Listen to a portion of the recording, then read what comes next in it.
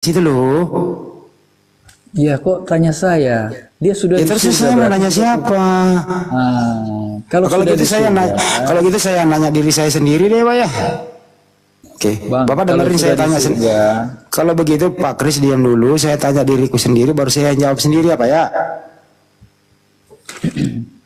kalau sudah di surga berarti dia sudah berada dalam posisi semula sebagaimana dia sebelum diturunkan menjelma begitu. Berarti anak Maria hilang Pak ya Pak?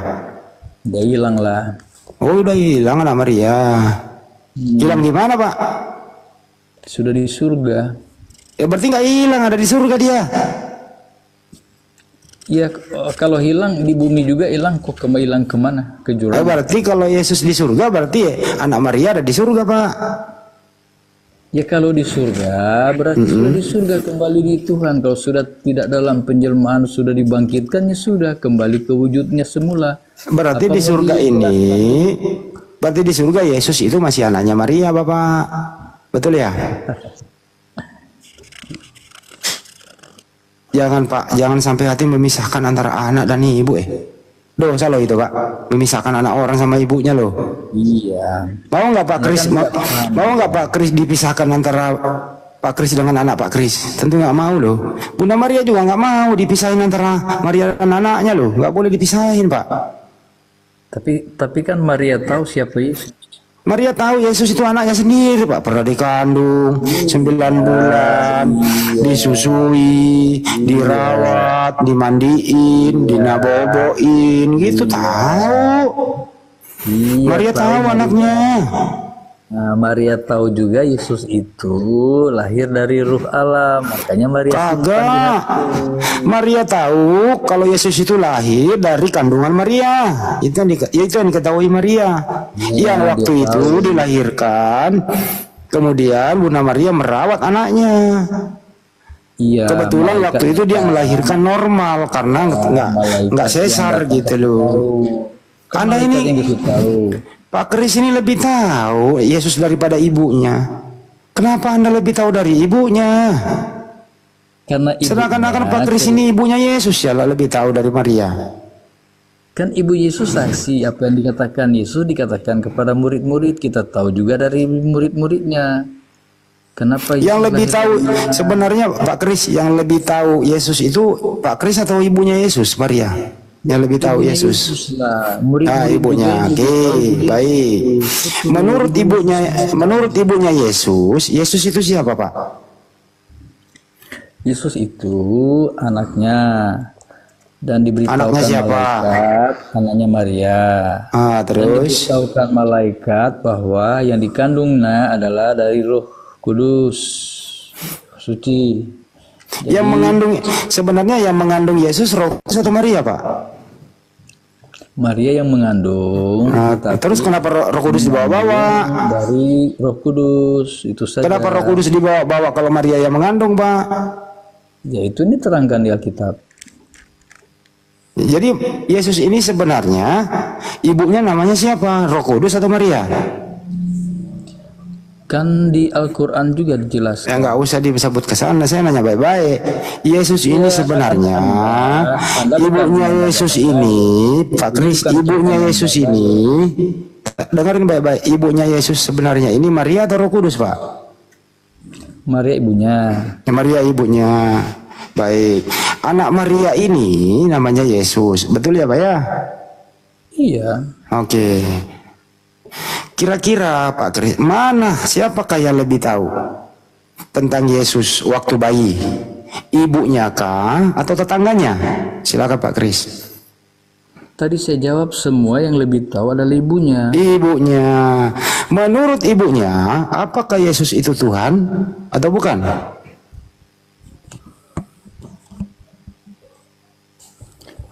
Macet. Ibunya tidak memberitahu dia itu Tuhan. Saya nggak masalah memberitahu. Menurut Bunda Maria, dia kan lebih tahu tentang anaknya. Betul ya?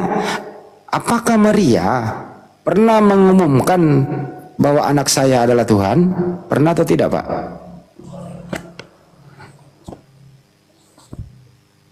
Pak, tolong jangan campurin keluarga orang nih, Pak. Ini bapak ini so tahu loh tentang keluarga Yesus. Ibunya nanti marah loh. Kan telah lahir. Ntar dulu ada telepon, lanjut dulu yang lain. Kan telah lahir Yesus Kristus Tuhan. Lanjut Tata. Ustaz Tata. Ustaz. Apa? Lanjut Ustaz, lanjut. Nggak mau. Hah? Nggak mau. Lu lah kenapa? Udah kenapa Ustaz? Ya udah lanjut lah, saya mau ke komalnya, ke channelnya Satsuki dulu. Hah? Ke channelnya Satsuki? Lah ini Satsuki di sini. Bah. Ke channelnya, lanjut lah. Oh ya udahlah. Merajuk Ustaz Tata ini. Gimana Pak Kris? Lanjutin aja, silakan Pak Kris sama saya. Iya, apalagi. Jadi Pak Kris ini bahas ketuhanan sudah ya. Tadi semoga Pak Kris apa namanya ya, menggunakan istilah-istilah itu tadi ya. Jangan pakai istilah Islam lagi ya Pak Kris, disebarkan ke teman-temannya ya Pak Kris ya. Begini ya, kan Alkitab diterjemahkan ke dalam bahasa Indonesia, tetapi masih bercampur bahasa Arab. Ya, maksud saya gini loh Pak Kris, biar tidak menyakiti umat Islam ya kan, biar tidak menyakiti hati umat Islam, jangan menggunakan istilah kami gitu ya. Kalau Anda tersakiti, Anda harus buat apa namanya, gugatan ke Lembaga Alkitab Indonesia ya. Ya PTUN Mbak itu Pak, ke PTUN atas nama itu. umat Islam di Indonesia, pergi ke Lembaga Alkitab Indonesia, ajukan gugatan supaya Alkitab ini bisa direvisi kembali. Dan nama Bukan Allah soal itu, itunya dulu Pak, bukan soal itunya dulu, bukan soal itunya, tapi soal Bapak, kejujuran dari diri Bapak sendiri dulu, gitu loh Pak. Kejujuran dari diri Bapak sendiri dulu. Istilah-istilah Islam digunakan itu Pak, itu untuk gitu loh. Sekarang itu untuk misionaris, begini ya, kegiatan misionaris itu Pak. Dan saya ini bukan, saya juga apa ya, kita kan orang Indonesia. Kalau Ya. ada sesuatu yang Anda keberatan dengan tulisan-tulisan bahasa Arab, orang Arab saja tidak keberatan. Kenapa kamu keberatan? Ya, orang Arab nggak tahu loh.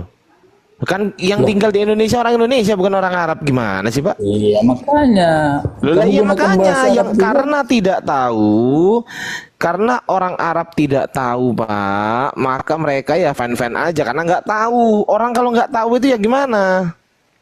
Sekarang Gitu loh. saya tanya Ardiansah, bahasa Arab itu dari Tuhan atau tidak? Dari budaya Arab.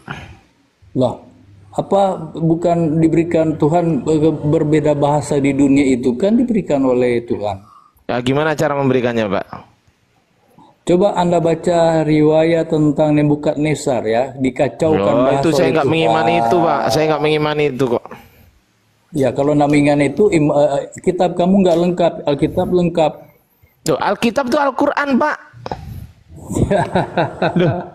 Inilah kenapa ya saya selalu gaung-gaungkan teman-teman ya. Saya selalu gaungkan ya. Makanya. Ini Alkitab itu Al-Quran Pak, bukan Bible. Kalau kitab Bapak itu namanya Bible, bukan Alkitab, bukan pula Injil, gitu loh Pak.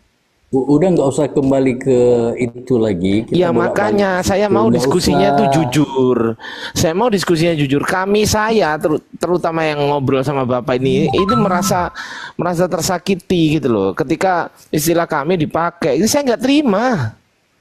Katanya mau Kalau toleransi, katanya mau Kita beda toleransi, perasaan. hidup berdampingan di Indonesia dengan baik. Ya kan? Iya, kita beda perasaan. Kalau saya justru kalau bahasa saya yang saya senangi dipakai oleh orang lain, saya senang. Oh beda. Itu kan makanya. Bapak. Itu kan Bapak. Nah, jadi Bapak nggak bisa ngukur diri Bapak kepada orang lain, nggak boleh. Nah, jadi begini, Anda ajukan gugatan resmi kepada Lembaga Alkitab Indonesia. Iya, Jangan pasti itu Pak, gunakan pasti itu Pak, perkara. pasti iya pasti. Ya udah itu Tapi aja, saya Rob. gaungkan di sini, kalau ada orang Kristen yang bisa bantah narasi saya menggunakan data, kita debat. Bapak kan nggak bisa, Bapak kan nggak bisa, betul? Bapak Jadi bisa nggak siapa? bantah data saya? Sekarang saya tanya,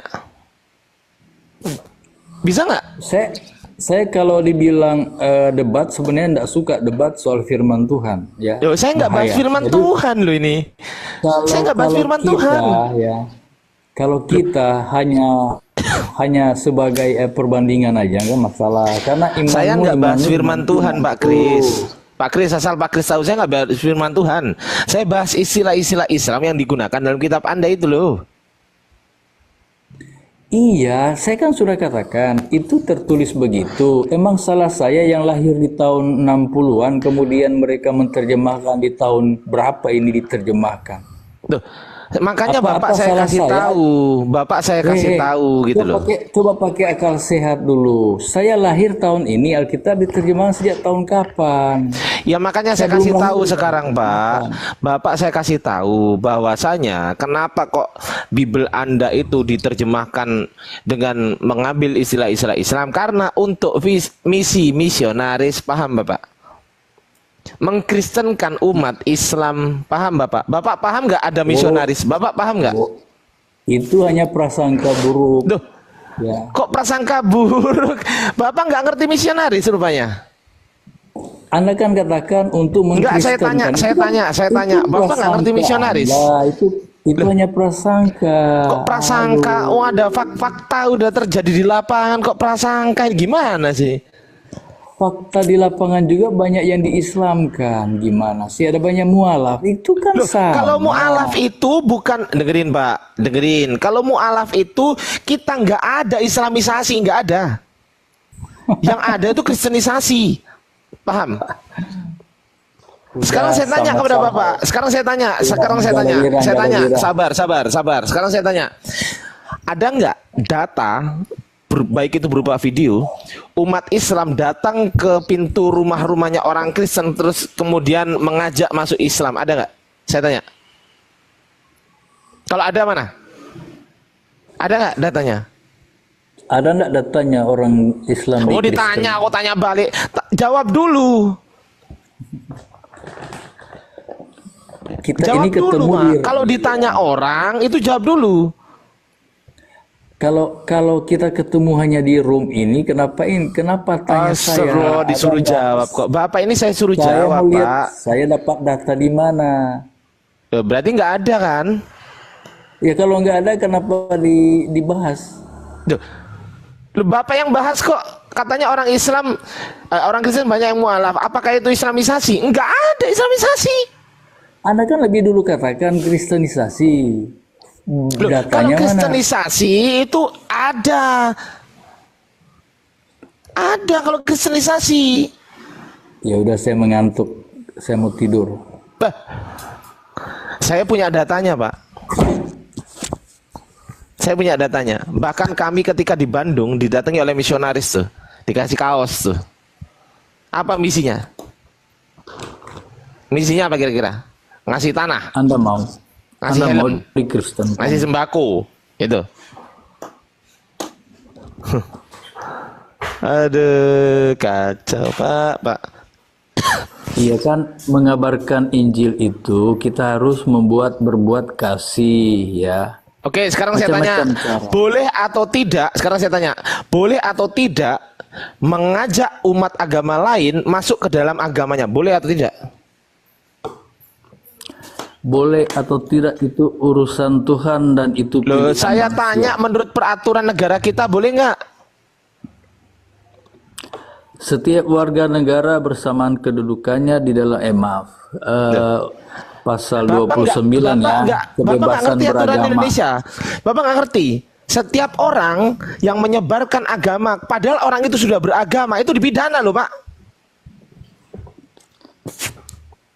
Beh, kacau kali, Pak. Kok nggak ngerti, Pak? Saya ngerti. Dengar ya. Apa? Ngerti apa? Nah, perintah Yesus. Enggak, saya nggak tanya Yesus. Saya nggak tanya Yesus. Kabarkan kabar Aturan di baik. negara kita, aturan di negara kita, kabar kalau orang sudah baik. dengerin Mbak, dengerin. Aturan di negara kita, kalau orang sudah beragama, kemudian kita mengabarkan agama kepada dia dan juga mengajak, ya, definisinya, mengajak masuk, ayo masuk ke agama yang kita anut, dipidana loh, Pak. Iya, dipidana. Kenapa orang-orang Hindu, Buddha dulu agama tertua di Indonesia, kemudian masuk Islam, mereka jadi Islam, itu dipidana enggak? Loh, emang peraturan, emang Indonesia tahun berapa berdiri? Ya kan pertama Islam masuk di Samudra Pasai, Sumatera, kemudian ke daerah lain. Jadi sejarahnya Islam masuk Indonesia belum merdeka, bro. Masih Nusantara, masih kerajaan. Jadi Indonesia itu, ya, Indonesia itu agama yang paling tua adalah agama yang dimana ada Candi Borobudur, itu ada agama Hindu. Apa agama? Coba saya tanya, agama apa agama Buddha. tertua di Indonesia? Saya tanya, apa? Jadi ada juga kepercayaan-kepercayaan. Enggak, saya tanya, ya. apa kepercayaan? Oke, apa kepercayaan tertua di Indonesia apa?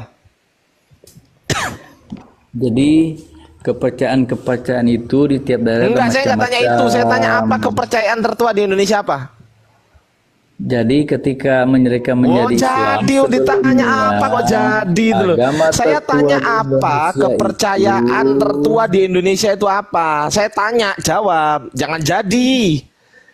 Ya agama Hindu, Buddha itu kan berdiri di Ngarang aja.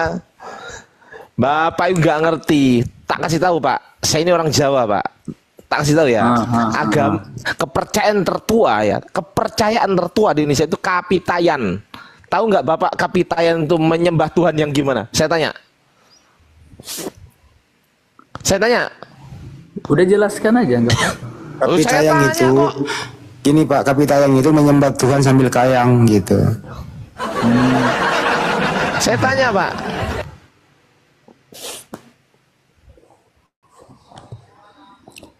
Mereka menyembah apa? Menyembah Tuhan yang nggak bisa dilihat. Mereka percaya Tuhan itu nggak bisa dilihat. Dan mereka percaya jumlah Tuhan itu satu. Islam belum masuk tuh. Mau ngomong apa? Siapa Tuhannya? Siapa Tuhan mereka? Gimana? Siapa Tuhan mereka? Gusti. Ya Gusti mereka siapa? Ya Gusti sebutannya Gusti. Sebelum hadir Islam maka ditambah Allah. Gusti Allah. Nah tuh. Oh begitu. Iya begini. Begitu. Mm-mm. Jadi mereka itu menerima agama Tanya balik. menjadi.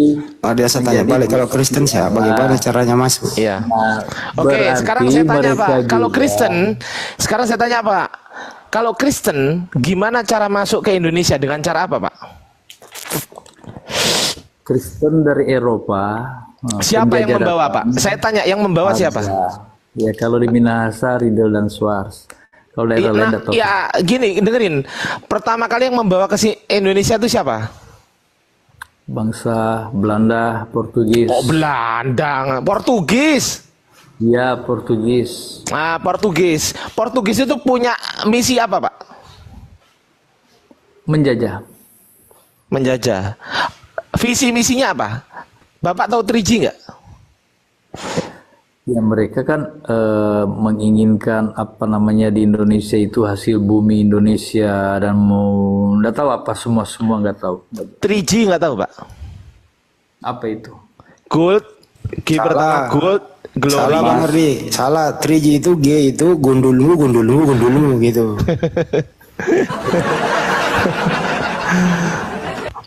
Gold, glory, gospel Pak. Tahu gospel itu apa? Nah, agama. Gospel kok agama nih?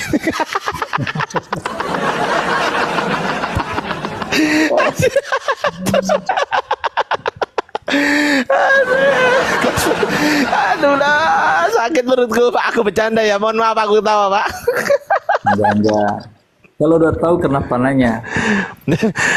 Saya ingin mengetahui bagaimana pengetahuan Bapak. Oh, gimana? Namanya aja diskusi. Gimana sih Bapak ini? Ya, iya makanya kalau Anda persoalkan kita mengkristenkan Islam, kita pertanyakan juga sebelum jadi Islam mereka itu agamanya apa. Jadi begitu, jangan Kepercayaannya kalau tertua itu Kapitayan, terus pecah lagi banyak macam-macam, ada Hindu, ada animisme, dinamisme dan lain sebagainya.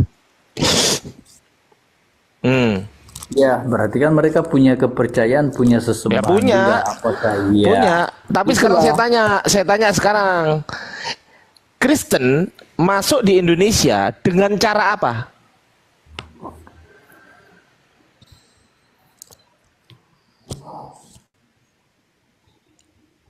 Pak, Kabarkan kabar baik.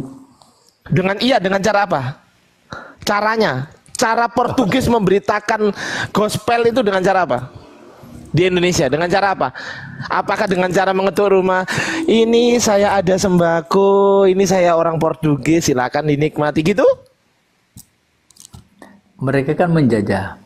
Ah! Penjajah. Menjajah. Makanya Kristen itu masuk ke Indonesia dengan cara penjajahan. Tapi itu diizinkan. Tapi lagi, Bang Handi, Bang Handi. Pak Kris, menjajah itu dielus-elus atau dipaksa, Pak? Jawab, Pak. Dielus-elus atau dipaksa, Pak? Begini ya, ada pendeta-pendeta yang mau kabarkan Injil, mereka numpang di kapal. Karena sehubungan dengan kapal penjajah ini akan datang ke Indonesia, mereka ikut. Jadi bukan mereka datang menjajah, tapi mengabarkan Injil, berbeda dengan menjajah dengan menguasai. Beda. Mereka numpang gitu. Ya abad berapa? Abad berapa coba saya tanya? Abad berapa tuh? Penjajahan itu Ya, abad berapa, Pak? Kalau tanya abad, saya ndak ada catatan tentang abad keberapa Portugis masuk ke Indonesia. Abad Belanda 16 ke itu, Pak. Indonesia, enggak. Saya kasih tahu abad 16. Ya udah, kalau tahu kenapa nanya? Ya saya kasih tahu, saya menguji pengetahuan Bapak. Masa nggak boleh menguji? Oh iya, nggak apa-apa. Kalau Anda lebih tahu soal sejarah itu ya nggak apa-apa. Ya Tapi buktinya kan saya kasih persoalan tahu. kita- Berarti saya yang lebih tahu dari Bapak kan? Iya, tapi kan persoalan kita bagaimana cara mereka kabarkan Injil. Anda katakan menjajah. Jadi Ya lu Anda melalui sendiri yang menjajah. bilang loh. Kok saya? Jadi begini. Anda sendiri yang bilang. Mereka itu pekabar Injil yang ditugaskan, tetapi mereka numpang di kapal-kapal tentara yang datang menjajah. Tapi mereka itu mau kabarkan Injil, beda misi. Enggak, saya tanya sekarang. Bagaimana cara Portugis mengabarkan Injil ke orang Indonesia? Apakah A, dengan cara rapat bersama? B, makan bersama? C, dijajah atau dipaksa? Yang mana? Apa itu? A, rapat bersama. B, makan bersama. C, dipaksa. Kalau dibilang rapat, dipaksa, dan lain-lain yang Anda sebutkan, tidak ada salah satu di apa yang datanya itu. Nah, dijajah itu diapakan? Yang tanya Dijajah Mbak itu diapakan? Dijajah, orang dijajah itu apakah orang tersebut ikhlas? Ya, saya dijajah nggak apa-apa. Silakan jajah saya, nggak apa-apa. Saya mau kok dijajah, jajah saya dong. Gitu. Gitu, Pak. Gitu kah? Kalau Enggak, saya tanya mereka begitu kah? mengatakan Saya tanya dulu Injil, begitu kah? enggak begitu, Anda salah. Jadi Oh, kalau mereka kabarkan salah saya. Salah. mereka ya pekabar Injil itu ceritakan kisah tentang Yesus, tentang isi kitab ini. Mereka Saya nggak tanya itu, ceritakan Pak. Saya tanya, Pak. Dijajah itu dipaksa atau ikhlas sukarela?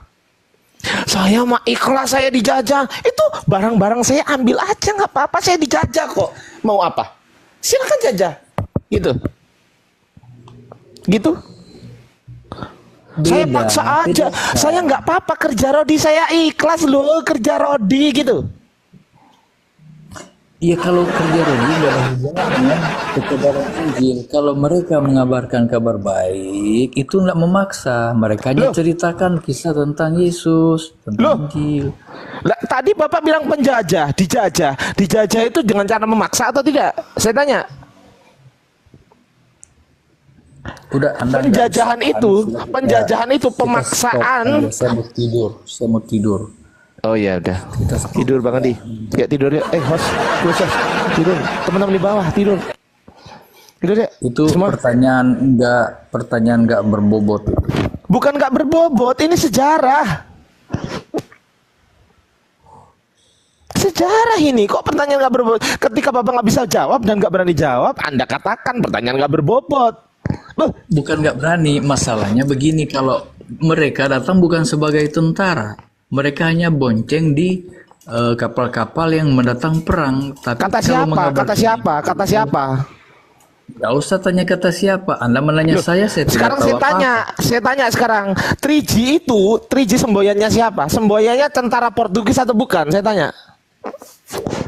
Udah, 3G? nggak usah tanya, Loh, kok nggak jelaskan usah? aja. Nggak usah tanya.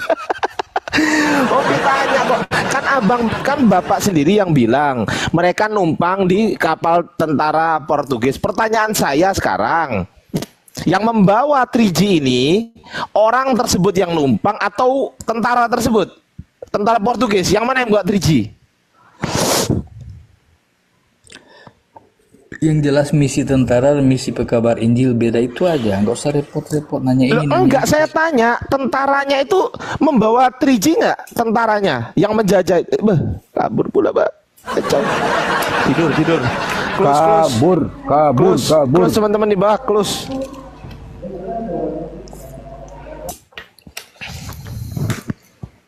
Udah jelas-jelas bahwasanya ini ya, saya akan tunjukkan nanti datanya ya. Saya akan tunjukkan nih kalau nggak percaya nih teman-teman.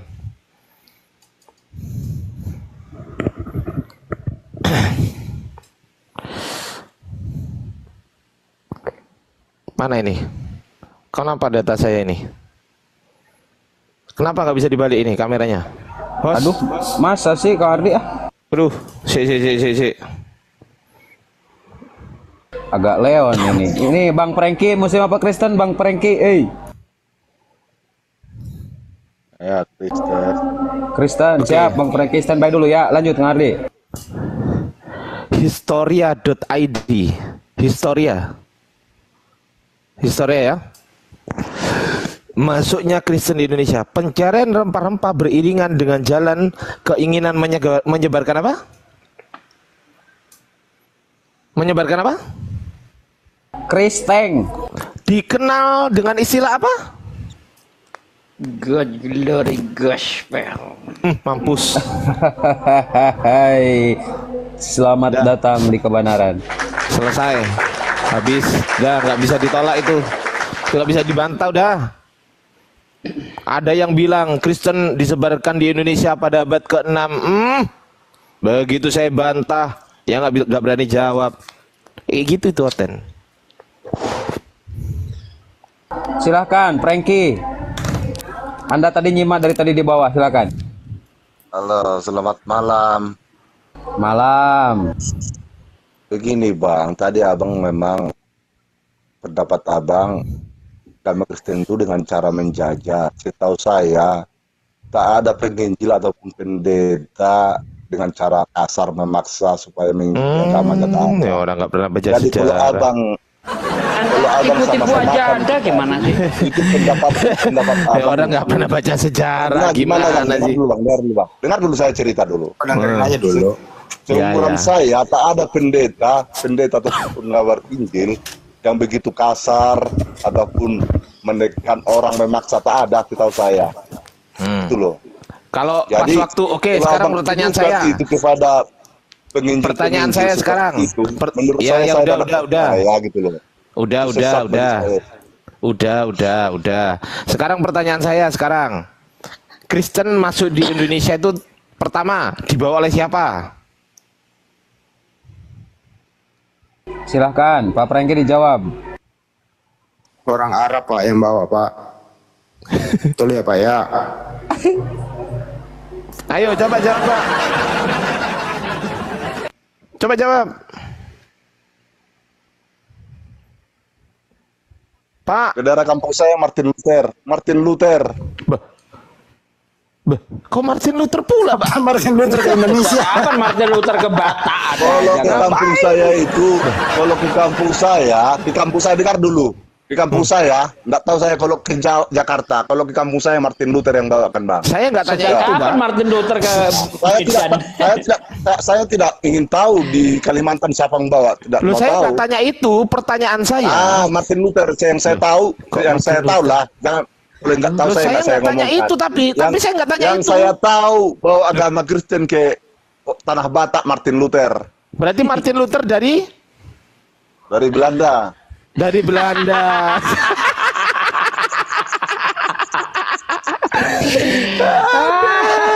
Kacau. Ya Allah, bisa lucu gini ya jadinya diskusinya ya. Apa masalahnya sama abang? Walaupun siapa-siapa yang bawa, apa masalahnya orang sama abang? Martin Luther orang Jerman dibilang Belanda. Walaupun orang Jerman, walaupun orang Tionghoa, ada masalah apa, Bang? Ya masalahnya Anda salah Masalahnya, sebut. Bang. Ada salah sebut. Saya orang Jawa dibilang orang Batak. Bener enggak? Makanya saya percaya, Bang. Martin Luther itu orang Bukan Jerman, ya, saya tahu. ngerjain, Anda Nih, nggak dengerin. ngerti. Nih, dengerin. Kok nggak ngerti? Ada tubuhnya, dengerin tubuhnya di dulu. kampung saya. Tubuhnya di kampung saya ada itu Dengerin. tubuhnya itu. Iya, dengerin dulu, hei. Jadi dengerin. ngapain saya harus ceritakan? Kalau tahu ya Dengerin. udah ngapain Iya, bertanya? dengerin. Saya kasih tahu ya. Masuknya Kristen di Indonesia itu dimulai dengan istilah Good Glory Gospel. Ini dibawa oleh siapa? Ya. Oleh penjajah. Penjajahnya siapa namanya? Portugis. Paham? Portugis, udah? paham nggak? Paham. Paham. Oke, terus Berarti agama Kristen dibawa oleh penjajah, tapi visi misinya beda. Loh, visi misinya ini loh. Kalau visi misinya gospel itu mendirikan agama, mengabarkan Injil, berita keselamatan dari Yesus. Dengan cara apa? Dengan cara lemah lembut Ya, lemah setiap lembut. rumah. Kalau saya lemah lembut, tidak ada paksaan. Terus penjajahan itu apa? Kalau ada orang memberitakan Injil dengan paksaan, itu bukan memberita Injil namanya, itu penjahat. ini sejarah ini. Ini Tak percaya saya yakin saya. Gimana sih? Udah dikasih Mana ada orang tahu memberitakan datanya Injil? Mana ada orang memberitakan Injil dengan kekerasan? Tak ada itu, tak ada. Seluruh Indonesia tak ada itu. Lah sekarang saya tanya. Tak ada itu, tak percaya saya. Dengerin dulu. Kalau mengajarkan agama dengan kekerasan, orang tidak akan percaya. Ngomong sendiri. Paham nggak? Dengerin Jadi, dulu. narasimu aja, pendapatmu aja itu. Loh. Coba kalau kamu mendirikan agama kamu dengan kekerasan, kira-kira orang ada yang pengikutmu. Aduh, ngomong sendiri. Nih, dengerin ya. Nih, kedatangan Portugis ke wilayah timur tak lepas dari mandat Paus Alexander. Paus ya? Kristen apa Islam ini? Terus? Kristen apa Islam? Kristen. Yang melalui perjanjian Tordesillas membagi belahan dunia luar. Kesimpulannya di sini ini. Sisi lainnya barat diserahkan pada Spanyol, Portugis, Spanyol. Kedua negara ini bertemu di Maluku dan menyelesaikan persoalan lewat perjanjian Saragossa sehingga masing-masing bisa tetap meraup rempah-rempah. Ini meraup rempah-rempah atau membeli rempah-rempah? Meraup. Menjajah atau tidak? Menjajah atau tidak? Meraup, menjajah sama aja. Menjajah. Begini, Bang, dengar dulu saya ngomong dulu. Apa visi misi dengar dulu saya ngomong dulu, dengar dulu saya ngomong. Saya tanya. Dengar dulu saya ngomong, jangan cuma jawab kamu ngomong. dulu pertanyaan saya. Dengar Saya dulu. Pendapat sama saya itu. Gantian aja dulu, Bro Pendapat Perengki. tak masuk akal saya. Jadi dengarkan dulu pendapat saya. Biar aja Bang Erdesa kasih dia ngomong apa-apa.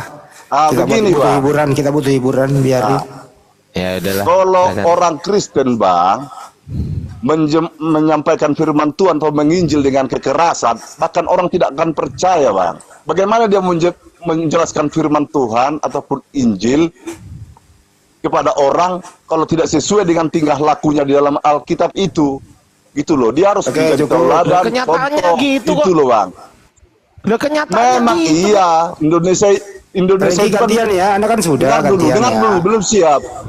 Sekalipun penjahat memberitakan Injil tidak akan percaya orang. Tapi kalau orang itu bisa percaya karena melihat tingkah lakunya, toleransinya Ya, seperti memang nggak apa. percaya. Orang-orang dasar- dipaksa. Dipaksa memang. Kok dipaksa? Kalau dipaksa berarti dia nggak akan setia dengan Oke, agamanya. sekarang pertanyaan saya.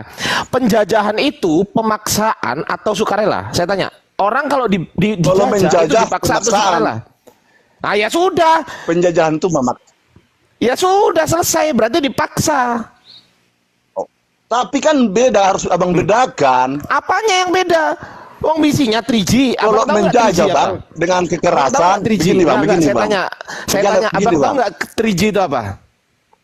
Eh, Apa tahu? 3G apa tahu? Tahu nggak?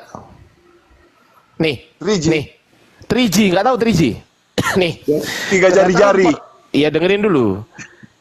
Kedatangan Portugis dan Belanda ke Nusantara bukan semata-mata terdorong pencarian rempah-rempah, tapi juga kejayaan dan keinginan menyebarkan agama Kristen. Dikenal sebagai Gold Glory Gospel. Ini misi penjajahan atau bukan ini? Gold Glory Gospel ini. Terus? Ya ini misi penjajahan bukan? Iya, bisa penjajahan ya. Ya sudah, gospel ini apa artinya? Gospel ini apa artinya? Abang kan tahu ya? Sih. Nah, dia tahunya Abang pakai tahu nggak? Triple Abang G tahu nggak? digalakin itu. Signal bro, gospel itu bilang 3G itu bilang signal HP gitu bilang. 3G ya, 4G, 3G ya. Iya. Jadi abang ini bertanya apa tahu apa nggak tahu? Ngapain bertanya abang sama aku? Untuk mempermalukan Anda. Kok bisa malu? Mana ada orang malu orang Kristen? Oh, berarti kalau nggak tahu, berarti Anda ketika saya tanya, Anda nggak tahu, Anda nggak malu? Lah, aku kan bisa aja pura-pura bodoh. Oh, berarti Anda bodoh. Selesai. Apa untungnya kalau kau bilang pintar pun aku, apa untungnya bagi Ya abang? udah nggak apa-apa, berarti bodoh ternyata. Makanya tadi Ini loh, krisis Gold tadi. Glory Gospel, Gold Glory Gospel ini adalah misi penjajahan. Jadi, untuk menambang emas, mereka harus menjajah. Untuk meraup kejayaan, mereka harus menjajah. Untuk menyebarkan gospel atau Bible atau agama Kristen, mereka harus menjajah juga, paham? Jadi abang harus dibedakan itu, memberitakan Injil dengan mencacat. Bedakan itu. Udah, terlalu botol ini. Udah, yang lain aja masuk, Bang. Males Kalau kali orang aku, Bang. memberitakan Injil dengan kekerasan, tidak ada pengikutnya bang. Percayalah. Ya emang nggak ada, buktinya sekarang Kristen minoritas kan di Indonesia. Mampus. Minoritas. Ayo. Ngapain Minoritas banyak-banyak apa kalau mayoritas? Saya tanya. ngapain, Di Indonesia. ngapain banyak kalau tingkah lakunya tidak beres? Enggak, saya tanya. Tak perlu banyak orang Kristen. Iya, Orang pertanyaan dalam- saya. Dengar dulu, dengar dulu. Pertanyaan Banyak saya. yang dipanggil sedikit yang dipilih gitu doang. Pertanyaan saya. Kristen di Indonesia ini minoritas atau mayoritas? Ya syukurlah minoritas. Saya bersyukur. Selesai. Ya udah selesai. Selesai. Ya memang Tapi ajaran lu nggak kalau- masuk akal jadi minoritas. Selesai. Kalau dunia bagaimana? Kalau Gini dunia bro, gimana? Bro Prengki dengarkan Dengar dulu ya. Kalau Bro di Prengki, Indonesia Bro apalah. Prengki saya Dengar ngatur dulu. loh. Bro Kalau Prengki saya Indonesia, ngatur. tunggu dulu bang. Kalau Saya Indonesia ngatur, memang dengarkan minoritas, dulu. kalau dunia gimana? Iya dunia terserah lu lah. Apa ya? itu. Oke. Ah. Sekarang Prengki ini beragama Kristen ini asalnya dari mana Anda beragama Kristen bro? Ya dari orang tua, Orang tua Anda itu beragama Kristen asalnya dari mana? dari mbahku, Mbahmu agama Kristen asalnya dari mana? dari mana? Mbahmu itu loh. Aku Artinya lupa apa? tanya bang, lupa Ya. tanya bang, lupa tanya bang. Artinya adalah mbahmu itu dulu jongosnya penjajah. Jadi Enggak, di sini Bang, enggak, Bang. dengar saya belum kelar, dengerin dulu nanti kau habis bantai nih. Jadi mbahmu itu jongosnya penjajah. Jadi orang setengah Belanda menjajah, mbahmu menjadi jongos sekaligus menganut agamanya penjajah. Jadi Prengki ini agamamu agama keturunan dari penjajah. Begitu Prengki ya, sabar ya nak. Lanjut bang. Udah, Bang Ardi. udah ngomong saya bang. Ngomong saya bang. Males Bang Andi aja lah. Males aku. Yang Halo. lain. Halo. Halo. Halo. Udah ngomong. Halo. Ya udah ngomong kita dengerin kok. Gini bang, kalau agama opung saya itu permalim zaman dulunya, zaman Sisingamaraja itu opung saya itu permalim. Belanda datang mengajarkan agama ataupun orang luar mengajarkan agama, menyebarkan agama ke tanah Batak itu perang itu bang, perang dulu itu. Jadi nggak terima. Kepercayaan nenek moyang saya dulu nggak terima, tapi kan lama-lama kan orang berpikir bisa memilih mana yang benar, ya itu gitu loh bang. Jadi menurut kamu agama penjajah Belanda ini benar begitu? Ya karena dalam Jawab kehidupan dulu, sehari-hari. karena tuh pertanyaannya begini loh. Menurut kamu agama Belanda penjajah ini benar atau salah? Menurut saya benar bang, benar. Benar, baik, benar ya. Kebenaran agama penjajah ini apa benarnya bang? Karena sesuai dengan yang di Alkitab itu bang. Kalau di Alkitab itu kita yakini, kita baca, kita meminta kepada Yesus, itu selalu ada jawaban, ada pertolongan gitu loh bang. Oke. Makanya saya percaya gitu loh. Iya. Jadi menurut kamu agama penjajah ini benar? Apanya yang benar bang? Coba ambil contoh satu, apanya yang benar? Contohnya mengajarkan kasih. Oke, kasihilah musuhmu, benar nggak tuh? Kasihilah musuhmu, benar nggak? Oh betul, benar. Oke. Coba terangkan bagaimana cara mengasihi musuh. Mengasihi musuh ya kita berdoa supaya Tuhan berikan ubahkan dia.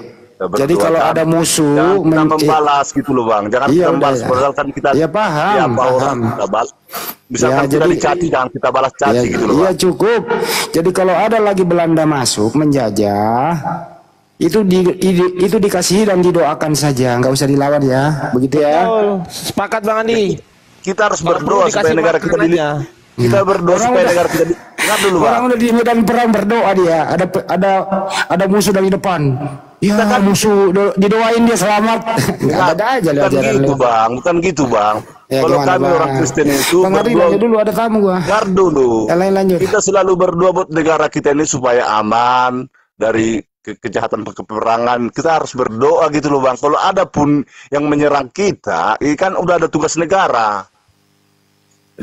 Jadi ajaran Kristen nggak boleh dipakai ya, karena musuh itu didoakan gitu ya. Iya betul, ya betul. Sekarang setan itu, iblis itu musuh nggak? Setan itu musuh rohani itu. Musuh. Bagaimana cara mengasihi iblis? Kalau iblis tidak disuruh kita mengasihi bang. Ya katanya musuh. Iya, kalau kami itu peperangan itu bang, bukan peperangan jasmani bang. Peperangan itu peperangan jasmani baik. Iblis kan kalau yang lawan kamu bang. lagi dalam perjalanan, malam-malam naik motor. Ya. Terus ada orang yang merampok kamu. Perampok ini musuh atau teman? Perampok. Iya. Kau lagi jalan nih naik motor sendiri tengah malam. Terus di jalan ada yang rampok kamu kan gitu ya? Ya. Nah, yang rampok kamu ini musuh atau teman? Ya musuh lah. Musuh. Nah, bagaimana cara mengasihi musuh perampok ini tadi? Cara mengasihinya bagaimana? Kalau kami orang Kristen itu, kalau dia bisa ditangkap dia kan bang. Itu nggak mengasihi, kalau nangkap itu namanya melawan. Tunggu dulu. Ya. Tunggu dulu, kita tangkap ya kan. Karena kan negara kita kan negara hukum bang. Ditangkaplah. Jadi kamu jangan ulangi lagi itu, bertobatlah. Paling kita nasihati dengan kasih sayang gitu loh bang. Terus, kalaupun diproses dengan hukum itu ya hak negara. Jadi kita coba di situ. Saya nggak mau melibatkan negara, saya mau melibatkan bebelmu, imanmu saya mau libatin. Bagaimana cara? Dengerin, makanya dengarkan pertanyaannya. Kasihilah musuhmu. Kamu lagi naik motor, ada perampok merampok kamu. Perampok itu musuh. Pertanyaannya, di saat kau dirampok, kamu mengasihi musuh seperti apa? Silakan. Ya yang penting nyawa saya nggak dibunuh, saya paling berdoa buat dia ya Tuhan ya supaya dia diubahkan Tuhan. Salah bro, cara mengasihinya adalah perampok, saya mengasihimu. Ambillah semua yang saya punya, saya mau pulang jalan kaki. Begitu dong cara mengasihinya, oke? Lebay. Ya kan mengasihi musuh dikasih semua. Bukan gitu cara mengasihinya bang. Aduh abang ini salah lagi. Lah katanya aja kasih itu apa sih? Kasih itu melawan atau dikasih? Kasih itu tidak seperti itu, Bang. Nggak mengasihi itu nggak seperti itu. Misalkan Lah kita katanya dirampok, dia lari, Bang. kabur dia kan? Enggak. Kabur dia. Dia Nggak lagi mau kabur. merampok HP-mu. Bagaimana cara bagaimana balik cara saya bilang dengerin gitu, dulu, Bang. dengerin. Bagaimana cara mengasihi yang mau merampok HP-mu? Bagaimana cara mengasihinya? Dia posisi lari apa posisi gimana, Bang? Kamu lagi Berhadapan gitu? berhadapan dengan dia, kamu lagi diancam kalau oleh musuhmu. kalau pribadi saya, Bang, gini, Bang. Kalau pribadi saya gini, Bang. Ngapain kamu merampok? Kenapa kamu merampok? Pasti saya tanya dulu. Nggak ada duit. Kalau saya ada duit, Tanya pasti dia jawab. duit. Nah, pasti Tanya dia duit. jawab. Tapi berhadapan, Oh, iya, tadi iya. berhadapan. Salah bro. Kan saya tanya Gini dia, loh. kenapa kamu melakukan ini? Pasti saya bilang gitu. Gini caranya. Nggak ada beras ya. Nah, Bro, gitu. dengerin gua dulu. Ah, Ajaran kasihlah musuhmu di Bible itu, kalau ada perampok merampok HP-mu, namanya juga perampok kan harus dikasih. Perampok. iya. Dengerin saya ngomong dulu, baru kau lagi kan. Gantian tuh. Perampok, kau kan musuhku, tapi kau harus kukasihi musuhku. Ambillah HP-ku, di dompetku juga ada. Ambillah juga motorku. Nanti besok malam kau ke rumah ambil BPKB-nya sekalian ya. Nah, saya mau jalan kaki pula. Itu namanya ajaran kasih, dikasih semua, jangan dilawan Bodoh atuh. tolol itu, Bang, itu bodoh tolol, Bang, itu namanya tuh. Ibaratnya Nggak bawa jangan lagi kasihmu mati, nggak tolol. Kena dia, kena halus dia sama gua. Cara Bang itu salah. Ayo bayar dia sih kena halus sama gua. Ajaran kasih kan aja ajaran tolol. Ajaran abang itu nggak pas. Kalau saya tuh, Bang, nggak seperti itu, Bang. Ternyata ajaran kasih ajaran bloon ya. Nggak, omonganmu tadi itu loh, omonganmu seperti yang kau ajarkan tadi itu bodoh. Ya kan ajaran Apa kasih. gunanya? Apalah hikmahnya itu? Berarti Apalah gunanya itu? sama Dia. aja Anda menuduh Yesus itu bodoh. Karena Yesus berkata begini, jika kamu ditampar pipi kirimu, kasihkan pipi kananmu. Ya, Kalau betul. kamu dilempar batu, balas lempar pisang. Kalau kamu betul. diminta jalan 1 langkah, kasih 10 langkah. Artinya apa? Kalau dirampok motormu, kalau punya mobil, kasihkan mobilmu. Gitu loh. Gitu ya. Ya, kan ajaran Yesus begitu. Kalau ditampar Itu pipi salah, kiri, omongan. kasihkan pipi kanan. Kalau dirampok motor, kasihkan mobil. Kan begitu, Bang. Kalau diperkosa Iya. istrimu, kasihkan anakmu. Kan begitu jadinya. Udah tahu saya itu tujuannya itu, tapi itu udah keliru itu. Nah, Kasih yang sesungguhnya itu nggak coba seperti itu. artinya kalau itu kita pahami apa yang dikatakan Yesus itu dilarang membalas. Bahkan kita Iya, betul. harus mengasihi lebih. Kalau kita ditampar pipi kiri, jangan kau balas, tapi berikan pipi kananmu. Kalau kamu dirampok motormu, jangan kau balas, jangan kau lawan, tapi kasihkan yang lain. Kan begitu seharusnya, Bang. Sekaligus bawa PKB-nya buat dijual. Nah, Tapi kalau ajaran abang tadi itu, kalau istrimu diperkosa, kasih anakmu itu udah ajaran sesat itu. lah kalau Anda diminta jalan 1 langkah, kasih 10 langkah. Itu kan ajaran kasih di Yesus kan begitu. Kasihi Kalau musuhmu. sempat- Jika kalau- kamu ditampar pipi kiri, kasihkan pipi kananmu. Jika kamu dilempar batu, balaslah lempar dengan roti. Jika kamu diminta jalan 1 langkah, berilah 10 langkah.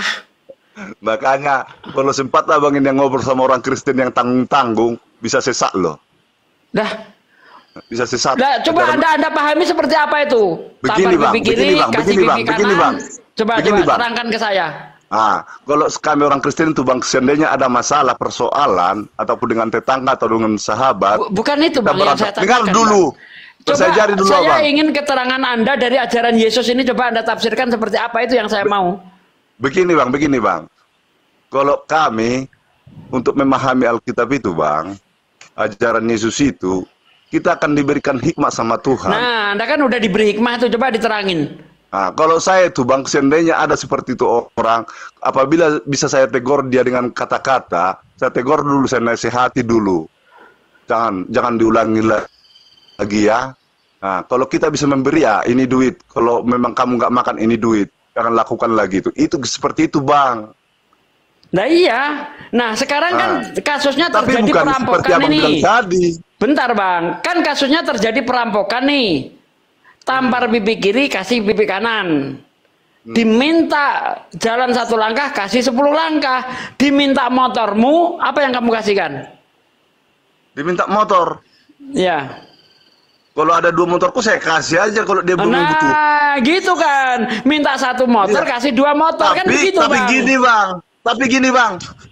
gini bang, seandainya dia minta motor, merampok motorku, aku ada motor banyak atau 2, 3. Nah, inilah, tapi jangan lagi-lagi ya, jangan lakukan lagi lah kepada orang-orang sekarang, yang Bang, lain.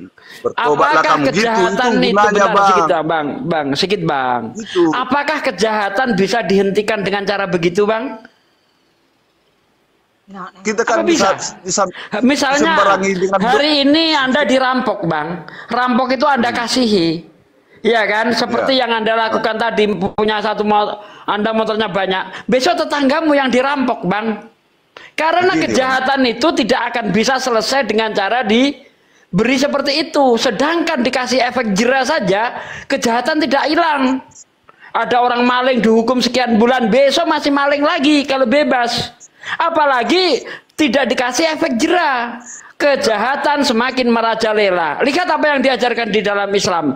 Apabila kamu melihat kejahatan, bentar Bang, kata Nabi, apabila kamu melihat kejahatan, ya, lakukan 3 hal. Yang pertama, kalau kamu mampu, cegah dengan tanganmu, lawan kejahatan. Kalau kamu tidak mampu, nasihati dia. Kalau juga tidak mampu, bencilah kejahatan, dan itu termasuk serendah-rendah iman. Itu Islam sebegitu real. Tidak boleh membiarkan kejahatan. Kalau yang Anda lakukan tadi itu membiarkan kejahatan. Anda dirampok, kasih motor 2, itu membiarkan kejahatan terjadi namanya. Oke bang. Yo. Oke bang. Itulah bedanya kita ajaran abang dengan ajaran kami. Kalau kami itu, Yesus itu tidak mengajarkan kami untuk menghakimi. Biarlah hak untuk menghakimi itu biarlah Yesus sendiri. Udah kita lakukan yang baik, suatu saat itu lebih dari situ kita dapat. Bahkan kita lebih nyaman lagi. Bahkan perampok itu bisa-bisa minta maaf, takut sama kita, tunduk sama kita, gitu loh bang. Itulah kalau artinya Tuhan. Islam memberantas kejahatan, Kristen membiarkan terjadinya kejahatan. Gitu betul. Nah, itu ya udah. Haknya Tuhan itu, Tuhan yang menegurkan dia, yang menghakimi dia itu Tuhan, gitu loh bang. Aduh, gimana sih gitu. ini? Misalkan dia kalau masih berulah lagi, dengar dulu. Misalkan dia penjahat, istilahnya merampok lah dia, merampok. Udah kita kasih dia, masih merampok dia. Tuhan akan sendiri yang membuat dia kecelakaan atau mati, gitu loh bang. Kalau di Islam bang ya, kalau di Islam jangankan membiarkan terjadi kejahatan. Kalau kita tidak benci kejahatan saja, kita tidak bisa masuk surga bang. Makanya di dalam surah Al-Asr dikatakan, wal asri innal insana lafi khusrin ilah. Ilaladina amanu wa amilu solihati wa tawasaw bil haq wa tawasaw bis sabr. Demi masa, sesungguhnya sebagian besar itu manusia dalam keadaan merugi. Kalau dia merugi neraka kan? Kecuali orang beriman, beramal soleh, orang yang saling menasihati di dalam kebenaran, kemudian orang yang sabar. Nah, kalau kita melihat kejahatan, kita tidak menasihati, tidak melawan dan sebagainya, nggak bisa masuk surga. Dia akan termasuk orang yang merugi. Makanya kata Nabi, kalau kamu membenci kejahatan saja itu termasuk serendah-rendah iman. Ya, tadi kan ada 3 hal yang diperintahkan oleh Nabi. Jika kamu melihat kejahatan, lakukan 3 hal. Pertama dengan tanganmu, kalau kamu mampu. Kalau tidak mampu, lakukan dengan lisanmu. Ya, nasihati dia. Kalau juga tidak mampu untuk mengatakan sesuatu karena kita takut penjahatnya bengis dan sebagainya, bencilah kejahatan itu, dan itu termasuk serendah-rendah iman. Kalau ada orang Islam tidak mampu memberantas kejahatan, dia mampunya hanya bisa membenci saja, itu serendah-rendah iman. Maka kita diwajibkan untuk memberantas kejahatan sesuai dengan kemampuan kita. Begitu bang di Islam bang, kejahatan tidak boleh dibiarkan, nanti merusak bang. Udah bang, baru gantian dulu ya. Kalau pengalaman pribadi saya selama jadi orang Kristen bang, ini pengalaman pribadi bukan mengarang cerita bang. Di kebun saya itu dimaling orang sawit saya bang, dimalingi orang, bahkan tertangkap basah sama saya. Udah, pulang kamu tinggalkan, datang kau ke rumah. Sampai sekarang orang itu bang semakin saking baiknya, luar biasa baiknya bang, luar biasa baiknya sama aku bang. Tuhan sudah bekerja pada diri dia. baik kali dia. Ya gitu Bang. Ya, Kalau kami- memang ada orang-orang yang bisa tersentuh dengan cara begitu, Bang. Tapi tidak semua orang. Ya. Tapi kami mengandalkan kita, Tuhan, Bang. Kita tidak berbicara secara apa ya khusus. Kita berbicara secara umum. Umumnya Makanya Bang, karena kami kejahatan yakin, itu. gini Bang, Bentar, Bang. karena bentar. kami yakin Bang, dengar dulu Bang ya, karena Aduh. kami orang Kristen itu yakin Tuhan itu akan bertindak, Tuhan itu mengetahui batasan-batasan kemampuan kita, supaya kita Kalau jangan memang itu bisa jadi gugur solusi, iman. kenapa kejahatan semakin merajalela? Kristen kemana? Negara mayoritas Kristen itu apa kriminalnya sangat tinggi, Bang. Negara paling tinggi kriminalitasnya itu agama yang mayoritas Kristen. Mana? Vatikan. Ayo. Nah, terus Nah, Islam ya. Islam itu sifatnya menghukum kejahatan. Lihat, kejahatan di negara yang mayoritas Islam itu sangat sedikit. Anda bisa cek data. Bang Ardi bisa mengeluarkan data enggak? Negara yang mayoritas yang kriminalnya sangat tinggi itu negara mana Bang Ardi? Bisa dibukakan Bang Ardi. Ya, Kita bicara bentar. data. Ya nanti Pak Dea, aku mau beli nasi goreng dulu, Bon. Mau beli nasi goreng. Siapa yang bisa buka data? Bang Lot Oreo bisa buka data? Ayo kerja. udah lapar deh itu, makanya beli nasi goreng dia. Iya Bang. Jadi kenapa justru Vatikan yang negaranya adalah negara yang berbasis Kristen, ya kan, Katolik, justru kriminalnya sangat tinggi Bang. Kedua yaitu Brazil, mayoritas Kristen. Ada 3 negara kriminalnya tertinggi itu, Amerika termasuk. Coba, berarti solusi yang diberikan Yesus, ya tidak ini apa nggak bisa digunakan untuk zaman sekarang. Kejahatan itu diberantas, bukan dikasihi Bang. Mungkin ada beberapa orang yang bisa tersentuh, mungkin, tapi sifat manusia tidak seperti itu. Begini Bang ya, pemahaman kami orang Kristen Bang, hukum tabur tua itu berlaku Bang. Apa yang kita perbuat itu akan kita terima Bang. Jadi orang yang walaupun Emang abang penjahat bilang mikir tadi ke orang sono Bang. Kristen, dengar dulu Bang. Sekalipun abang bilang tadi orang Kristen yang mayoritas melakukan tindak pidana atau tindak kejahatan paling banyak. Jadi abang harus bisa membedakan Kristen sejati dengan Kristen KTP Bang. Kalau Kristen sejati Bang tidak akan melakukan seperti itu Bang, gitu loh. Ini yang kita bicarakan bukan Kristen yang baik Bang. Yang kita bicarakan bagaimana agama tersebut memberi solusi terhadap tindak kejahatan.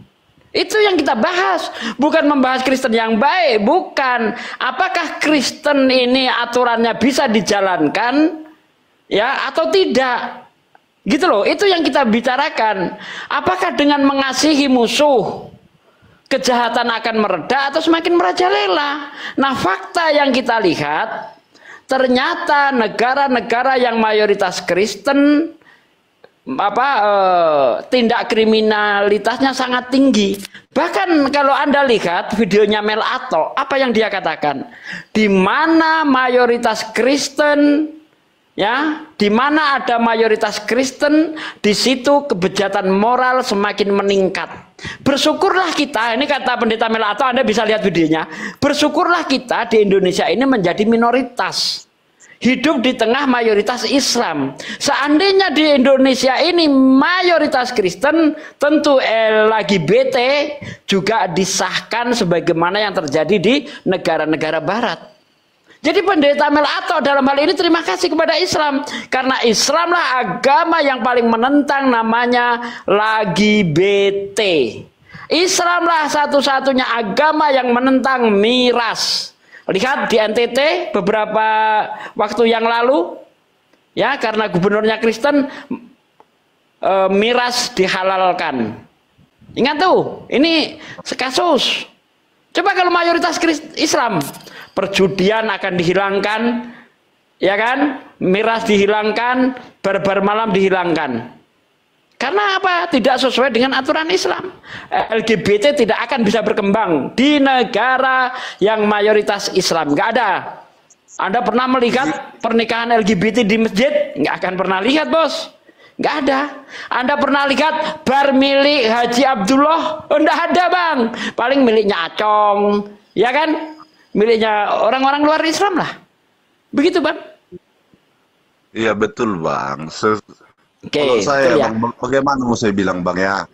Pendeta itu sudah mengkhotbahkan, mengkhotbahkan setiap minggu di gereja supaya jangan melakukan kejahatan, tidak kejahatan. Namun kan kadang-kadang orang-orang itu kan tidak membangkang gitu loh Bang. Jadi orang itu belum tahu, tapi satu saat kena batunya mereka yang melakukan tindak kejahatan yang tidak mau bertobat itu Bang. Jadi yang penting tugasnya sebagai orang Kristen, sebagai hamba Tuhan, dia harus memberitakan Injil gitu loh Bang. Walaupun ada yang masih mau melanggar itu, biarlah Tuhan sendiri yang bertindak gitu loh Bang. Itu dia. Bentar ya. Ini saya mau buka ayat nih. Bentar, 1 Yohanes 2. Nih, kenapa orang-orang Kristen itu kok mayoritas ya, mayoritas. Saya tahu ada Kristen-Kristen yang baik, saya tahu. Tetapi mayoritas Kristen, kenapa dia itu tidak takut untuk berbuat dosa? Ya, faktanya seperti yang dikatakan Pendeta Melato itu tadi. Ternyata di dalam 1 Yohanes 2 ayat 1 dikatakan begini, Bang. Anak-anakku, hal-hal ini kutuliskan kepada kamu supaya kamu jangan berbuat dosa. Namun, jika seorang berbuat dosa, kita mempunyai seorang pengantara kepada Bapa, yaitu Yesus Kristus yang adil. Coba kau renungi ayat ini, Bang. Jadi, jangan kita itu berbuat dosa. Seandainya kita itu berbuat dosa, kita punya pengantara. Tenang saja. Kita punya pengantara, yaitu Yesus. Nah, kalau di Islam tidak, Bang. Kita Salah, berdosa. Bang. Maaf Bang, salah Bang menafsirkan Alkitab seperti itu Bang. Saya nggak menafsir loh Bang. Jadi itu gini tertulis loh, Bang. Jadi gini maksudnya Bang. Seandainya kita ini berdosa Bang. Tahu-tahu kita terima keselamatan itu Bang. Jangan melakukan dosa lagi Bang. Nggak bisa kayak gitu Bang. Berbuat dosa diampuni, berbuat dosa nanti bertobat lagi.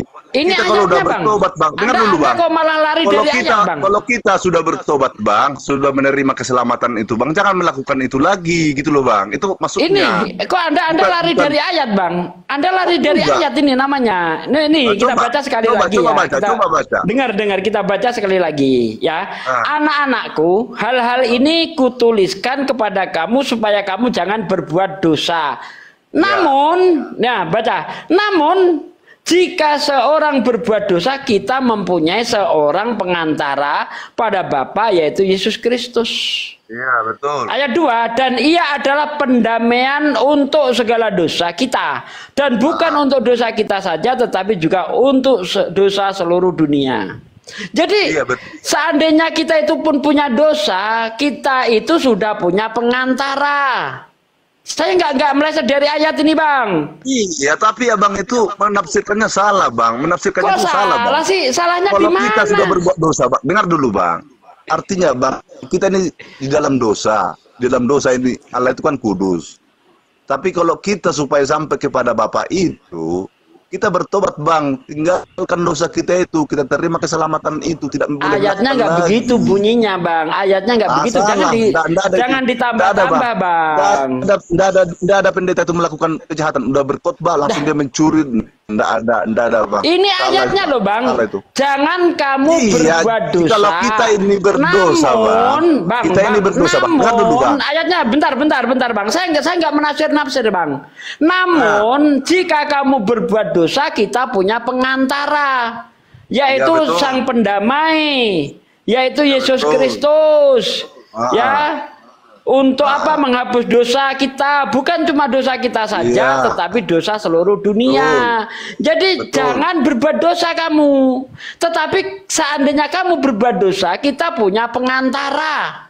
Gitu loh Bang. Ini ibaratnya begini loh. Ini saya kasih tahu, ini kita kasih contoh begini. Ya, kamu jangan menjadi pemalas, misalnya kan. Kamu jangan jadi pemalas. Nanti kamu tidak makan. Ya. Tetapi pun seandainya kamu pemalas, tenang, kita itu punya tabungan. Ibaratnya seperti itu, Bang. Tenang saja, kita masih punya tabungan. Salah, Bang. Salah, Gitu Bang. loh. Enggak, Bang. Ajaran Yesus enggak seperti Enggak itu, Bang. gimana? Misalnya nih, ada orang berbuat dosa. Dia itu karena percaya bahwa dia itu punya pengantara, sang pendamai itu tadi, dia tidak akan takut berbuat dosa, Bang. Misalnya begini, misalnya saya kasih bentar, Bang. Saya selesaikan dulu, Bang. Misal begini, ada seorang maling, ya kan? Dia di penjara, ditebus. Ya, dia punya dekengan lah intinya. Seorang pengedar misalnya kan. Dia ini punya dekengan seorang jenderal, ya kan? Seandainya dia masuk penjara ada yang nebus, yaitu seorang jenderal itu dekengannya, apakah dia ketika keluar dari penjara takut dia istilahnya menjadi pengedar lagi? Tidak, karena dia punya dekengan. Ini dekengan nih, Bang, yang dibicarakan itu. Kalau kita berbuat dosa, kita punya dekengan. Jangan samakan, Bang, dekengan jenderal manusia biasa dengan dekengan Tuhan. Tuhan itu nggak mau dipermainkan, Bang. Dekengan Tuhan lebih hebat, Bang. Dekengan Tuhan lebih hebat daripada seorang jenderal. Jadi Tuhan jangan gini, takut Bang. untuk berbuat dosa. Bang, karena Tuhan kita punya pengantara, Bang. Bang. Kan begitu. Tuhan itu tidak bisa dipermainkan, Bang. Tuhan itu nggak bisa dipermainkan. Kalau kita putih ya putih, kalau kita hitam hitam. Dengar, Bang, jangan abang tafsirkan seperti itu. Kalau kita putih putih, kalau kita hitam hitam. Bijak sekalian. Kalau kita udah putih, Bang, jangan kita kotori lagi dengan hitam, gitu loh, Bang. Maksudnya. Supaya dosa kita yang tadi itu sudah diampuni. Cerita pengalaman aja ya, cerita pengalaman yang terjadi di daerah saya. Suatu ketika tetangga saya itu kehilangan ayam. Ya, kehilangan ayam. Nah, orang yang maling ayam itu, tempatnya yang saya tempati ini. Dulu ini, bentar, Bang, saya jangan disela, Bang, supaya ini tidak menjadi fitnah. Tempat kandang ayamnya itu yang saya tempati sekarang. Dulu ini masih kebun sawit. Ya. Jadi setelah itu kebun sawitnya itu digusur, dijual per kapling jadi tempat perumahan. Nah, jadi dia itu antara kandang ayam dengan rumahnya itu berseberangan dengan jalan. Kandang ayamnya tempat yang saya tinggali sekarang. Nah, orang yang maling ayam itu datang ke kandang ayam ini. Ternyata ayam dia ada di situ. Lalu ditanyalah orang yang maling ayam itu, ya kan? Kenapa ayam saya mengambil? Ya, memang saya yang mengambil. Itu berdosa. Di tempat kami, kata dia, kalau saya berdosa, nanti saya datang kepada pendeta, melakukan pengakuan dosa, dosa saya selesai. Semudah itu di dalam Kristen, Bang. Ini pengalaman ini. Anak itu sesat itu, Bang. Anak itu sesat itu, Bang. Tidak sesat, karena menurut 1 Yohanes 2 ayat 1, kalau kamu berbuat dosa, kamu punya pengantara, punya pendamai. Tidak sesat, benar. Sesuai 1 Yohanes 2 ayat 1. Dengar dulu, Bang. Dengar dulu, Bang, ya, saya jelaskan. Seandainya tukang maling, tetangga abang itu tukang maling itu, dia kan udah mencuri nih. Udah mencuri berarti otomatis bukan tukang, berdosa. Bang. Kalau tukang itu pekerjaannya maling. Kasus hanya sekali itu aja, maling, Bang. Maling itu kan. Pernah maling ayam kan, gitu aja deh. Dengar dulu. Maling ayam dia kan udah berdosa itu, Bang. Berdosa. Dengan cara apa dosanya supaya bisa dengan cara apa dosanya itu supaya diampuni? Dia percaya kepada Yesus, bertobat, dia dosanya itu diampuni. Tapi kalau sudah bertobat, dia diampuni. Dengar dulu, Bang. Kalau sudah diampuni dia, Bang, udah bisa dia ketemu Bapa di surga nantinya. Tapi dia masih melakukan lagi, ya itu lain lagi itu, Bang, ceritanya. Jadi kalau kita maling ayam, Tuhan itu, Bang, dengan penebus dosa tadi itu yang sudah dilakukan. Jadi kalau kita maling ayam cukup bertobat saja ya, Bang, ya. Tidak perlu mengembalikan ayam itu kepada yang punya, Bang, ya. Jangan melakukan lagi. Nah ya, berarti nggak perlu mengembalikan barang yang kita maling ya. Selesai gitu ya. Bertobat, dengan bertobat, Bang, gini, Bang, bertobat. Pokoknya dia maling ini. Saya maling lah, Bang, kan. Terus saya mau bertobat. Saya datang kepada yang saya maling itu. Pak, aku semalam maling ayammu. Nanti kalau ada duit saya balikkan, Pak, ya. Maaf, Pak, saya tidak melakukan lagi. Seterusnya kita jangan melakukan lagi maling, Bang. Nah, Jangan kalau melakukan dosa begitu lagi. alasannya, Bang, berarti penebusan Yesus di tiang salib itu sia-sia. Dosa Ya. yang tadi itu lah, Bang. Dosa yang sudah dilakukan dia itu, Bang. Di Islam itu konsepnya seperti itu. Ada dosa sesama manusia, ada dosa kepada Tuhan. Dosa kepada manusia, kita harus minta maaf. Dan kalau kita mengambil barang dia harus kita balikkan. Itu di Islam. Nah, itu di Islam betul. tidak perlu ada Tuhan mati, Bang. Cukup dengan cara melakukan itu urusan dosa selesai. Lah ini Kristen ini aneh. Yesus sudah mati di salib untuk menembus dosa, tetapi ketika ada orang berdosa dia harus bertobat. Terus apa maknanya penebusan dosa itu, apa gunanya? Dosa yang sudah dilakukannya, Bang. Dosa yang sudah dilakukan selama ini gitu maksudnya, Bang. Iya. Yang tadinya saya kan, Penyelesaiannya kan tidak hanya bisa. Dengar dulu, Bang. Bentar, Bang. Dengar dulu, Bang. Penyelesaiannya Yang kan dimaksud tidak itu, Bang, bisa gini. hanya bertobat saja kan, Bang. Oh Tuhan, aku nggak mau maling lagi. Tapi hasil dari maling dinikmati kan nggak bisa begitu kan? Enggak, harus Tetap harus mengembalikan kan? kita jumpai yang kita maling tadi, namanya bertobat. Itu artinya penebusan Yesus sia-sia. Kok bisa sia-sia, Di Bang? Islam tidak perlu harus ada orang mati untuk menebus dosa kita. Karena masalah dosa bisa diselesaikan dengan cara berinteraksi dengan orang yang kita dolimi. Misalnya saya utang kepada seseorang. Oh Tuhan, aku tobat tidak mau utang lagi. Tapi utangnya nggak dibayar, itu nggak selesai urusan, Bang. Iya. Nggak selesai. Harus kita bayar, kita minta maaf kepada dia, urusan selesai. Ya. Nah, betul. itu di Islam nggak ada. Tuhan harus datang, mati, bangkit, menebus dosa, nggak ada seperti itu. Cukup dengan cara kita bertobat. Antara bertobat dengan penebusan dosa itu dua hal yang berbeda. Kalau sudah ada penebusan dosa, manusia tidak perlu bertobat. Tetapi kalau masih ada pertobatan, artinya tidak perlu ada penebusan sebagaimana yang ada di Islam, Bang. Gitu loh. Oke, Bang ya. Jadi itulah bedanya, Bang, kita, Bang. Kalau kami makna penebusan dosa Yesus mati di kayu salib itu sangat bermakna sekali itu, Bang. Itu sebagai tawaran yang kabar ditebus gembira apa, bagi Bang? kami itu. Hah? Ya, yang ditebus dosa apa, Bang? Dosa yang diperbuat lah, dosa-dosa kepada sesama, dosa yang disengaja dan tidak sengaja, Bang. Nah, artinya kalau kita sudah percaya Yesus itu menebus dosa kita, kan tidak perlu ada pertobatan, Bang. Loh, harus bertobat lah, Bang. Jangan dilakukan Untuk lagi. apa lagi bertobat orang? Gini loh ya. Ini saya kasih contoh nih. Misalnya Anda punya utang, Anda tidak sanggup bayar, ya kan? Lalu ada orang yang menebus utang Anda itu, membayarkan utang Anda, kan begitu nih analoginya kan, betul nggak? Iya. Nah, berarti ketika utang itu sudah dibayar oleh seseorang, urusan utang Anda selesai, betul nggak? Selesai. Apakah Anda masih perlu kerja keras untuk bayar utang? Bayar utang mana lagi? Tapi udah dibayar tadi utang tadi. Lah itu dia. Makanya kalau dosa Anda sudah ditebus oleh Yesus, maka Anda tidak perlu lagi bertobat. Karena sudah selesai urusan dosa Anda, Bang. Oh, enggak gitu, Bang. Salah, Bang. Enggak gitu, Berarti Bang. Yesus di salib itu nggak menyelesaikan urusan dosa. Kalau Salah, begitu. Bang. Salah, Bang. Kayak gitu, Bang. Enggak. Salah Kayak gimana? gitu. Ini. Keliru, Bang. Kan Anda tadi Begini, sudah Bang. setuju Begini, Bang. tuh. Begini, Bang, ya. Artinya penebusan itu gini, Bang. Yesus itu disalib banyak sekali, Bang. Tidak boleh kita menyalibkan Yesus kedua kali. Artinya gini loh, Bang. Umpamanya saya ini kan, saya dulu kan orang Kristen tapi belum setia. Siapalah yang ngomong Dengar dua dulu, kali. Bang. Saya jadi orang Kristen dulu kan nggak setia, masih melakukan dosa, judi, minum, ya kan, masih mau kan segala-gala perbuatan-perbuatan maksiat kan gitu. Setelah saya sadar, ujung-ujungnya hidup saya ini kemana?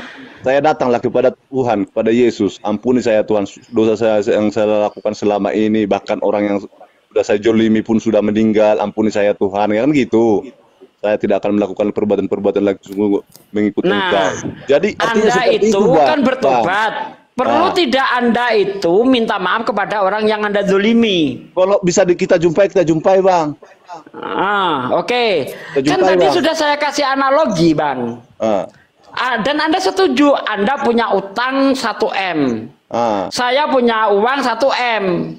Saya bayarlah utang Anda itu kepada orang yang Anda utangi. Ya. Betul enggak? Betul. Apakah Anda masih perlu bekerja keras untuk membayar utang? Perlulah. Lah, utang Anda sudah saya selesaikan. Itu kan utang tadi yang dibayar, Bang. Utang yang dibayar. Bang, utang Anda sudah saya selesaikan. Oke. Jadi nggak usah kerja lagi. Apakah masih perlu Anda cari uang 1 M untuk bayar utang lagi? Tak perlu lagi. Nggak perlu, ya kan? Oke. Ya. Dosa Anda sudah dibayar oleh Yesus. Udah. Betul. Itu yang sudah dilakukan. Apakah Anda masih perlu berusaha keras untuk menyelesaikan dosa Anda? Ya, kita jagalah kesucian kita, Bang. Anda jangan ke situ dulu. Apakah Anda masih perlu untuk menyelesaikan dosa Anda? Ya, kalau kita udah bertobat ya dosa kita sudah diampuni ya. Gak berani. Tadi dengan tegas menjawab ketika saya larikan ke utang. Ini ke dosa. Kenapa Anda ini nggak konsisten nih? Apakah perlu Anda masih menyelesaikan dosa Anda dengan orang yang Anda zalimi? Ya memang perlu lah, Bang. Karena sudah diselesaikan oleh Yesus. Kan begitu, Bang. Dosa Anda sudah diselesaikan oleh Yesus, betul enggak? Dengar dulu, Bang. Aku analogi utang tadi dulu, utang yang Abang bilang tadi itu. Saya misalkan saya punya utang sama Abang 1 miliar. Dengar dulu, Bang. Manusia, Pak. Saya dengar dulu. Manusia. Itu analogi dari Ustadz Sugi itu sangat simpel, mudah dipahami. Utang adalah dosa. Utang itu dosa, Bang. Yesus disalib untuk membayar dosa Anda, untuk menebus dosa Anda. Segala dosa Anda diselesaikan Yesus di tiang salib. Anda setuju enggak nih? Iya, dosa saya yang sudah saya perbuat selama ini. Kalau dosa Anda sudah diselesaikan oleh Yesus di tiang salib, masih perlukah Anda menyelesaikan masalah dosa Anda? Ya, kalau kepada orang yang sudah kita lakukan itu namanya kita bertobat. Kita jumpai lah, Bang. Dijawab dia kan. Berarti, Bang, kalau Anda masih perlu menyelesaikan dosa dengan orang lain, Anda tidak percaya penyelesaian yang dilakukan oleh Yesus. Sama seperti halnya begini. Saya membayar utang Anda 1 M, tetapi Anda masih, bentar, Bang. Ini analogi ya. Saya sudah menyelesaikan utang Anda 1 M, tetapi Anda masih berusaha menyelesaikan utang Anda. Berarti Anda tidak percaya dengan saya bahwa utang Anda sudah saya selesaikan. Kan begitu? Enggak lah, saya harus jumpa sama orang yang tadi yang sudah Abang bayar tadi. Saya jumpai orang itu juga. Anda percaya dengan saya bahwa utang Anda sudah saya selesaikan. Percaya sama Abang. Percaya sama Abang bahwa Abang bawa duit 1 M. Ya. Cuman aku harus ketemu kepada orang tadi itu, minta maaf, utang saya tidak bisa saya bayar. Untunglah orang ini baik datang membayarkan utang itu. Nah, sekarang gitu loh. Jadi yang jadi pertanyaan, masihkah Anda perlu membayar utang Anda? Ya kalau pada siapa lagi bayar utang? Ya, berarti tidak perlu ya? Maaf. Nah, sama sebentar Bang Engel, bentar ya. Begitu juga masalah penyelesaian dosa. Dosa Anda sudah diselesaikan oleh Yesus. Perlukah Anda menyelesaikan dosa Anda? Gini loh, Bang, kita masalah dosa ini gini, Bang. Dosa ini maksudnya, Bang, kita jaga hidup kita dengan kekudusan begitu loh, Bang. Kita jaga hidup kita begitu loh, Bang. Jangan berbuat dosa lagi. Jujur, Bang. Itu kalau dosanya udah ditebus ya selesai. Selesai. Untuk apa lagi pertobatan, Bang? Berapa, Mas? Gimana sih? Melakukan perbuatan lagi yang berdosa lagi, Bang. Gitu loh, Bang. Oke, Anda tidak perlu lagi melakukan tidak perlu lagi melakukan dosa. Oke. Cuma yang saya pertanyakan tadi, ya kan, misalnya Anda itu maling ayam nih. Maling ayam, ya kan? Ini nanti urusan belakangan itu, nanti Anda maling ayam. Nah, perbuatan Anda maling ayam sudah diselesaikan oleh Yesus. Perlukah Anda mengembalikan, minta maaf kepada yang punya ayam? Perlu. Nggak perlu, udah diselesaikan Yesus, Bang. Berarti kalau perlu, Kita harus Bang, berdamai dulu kepada orang-orang, kalau Bang. perlu lah, itu namanya Anda yang masih ingin menyelesaikan dosa. Berarti Anda tidak percaya terhadap penyelesaian dosa yang dilakukan oleh Yesus. Loh, kok bisa kayak gitu, Mas? Ya iyalah. Kan tadi udah kita analogikakan. Anda punya utang Anda saya selesaikan. Perlukah Anda menyelesaikan utang Anda? Tidak. Karena saya percaya dengan Anda. Sama ini, Anda punya dosa, utang, ya kan? Utang Anda diselesaikan oleh Yesus. Perlukah Anda masih menyelesaikan dosa?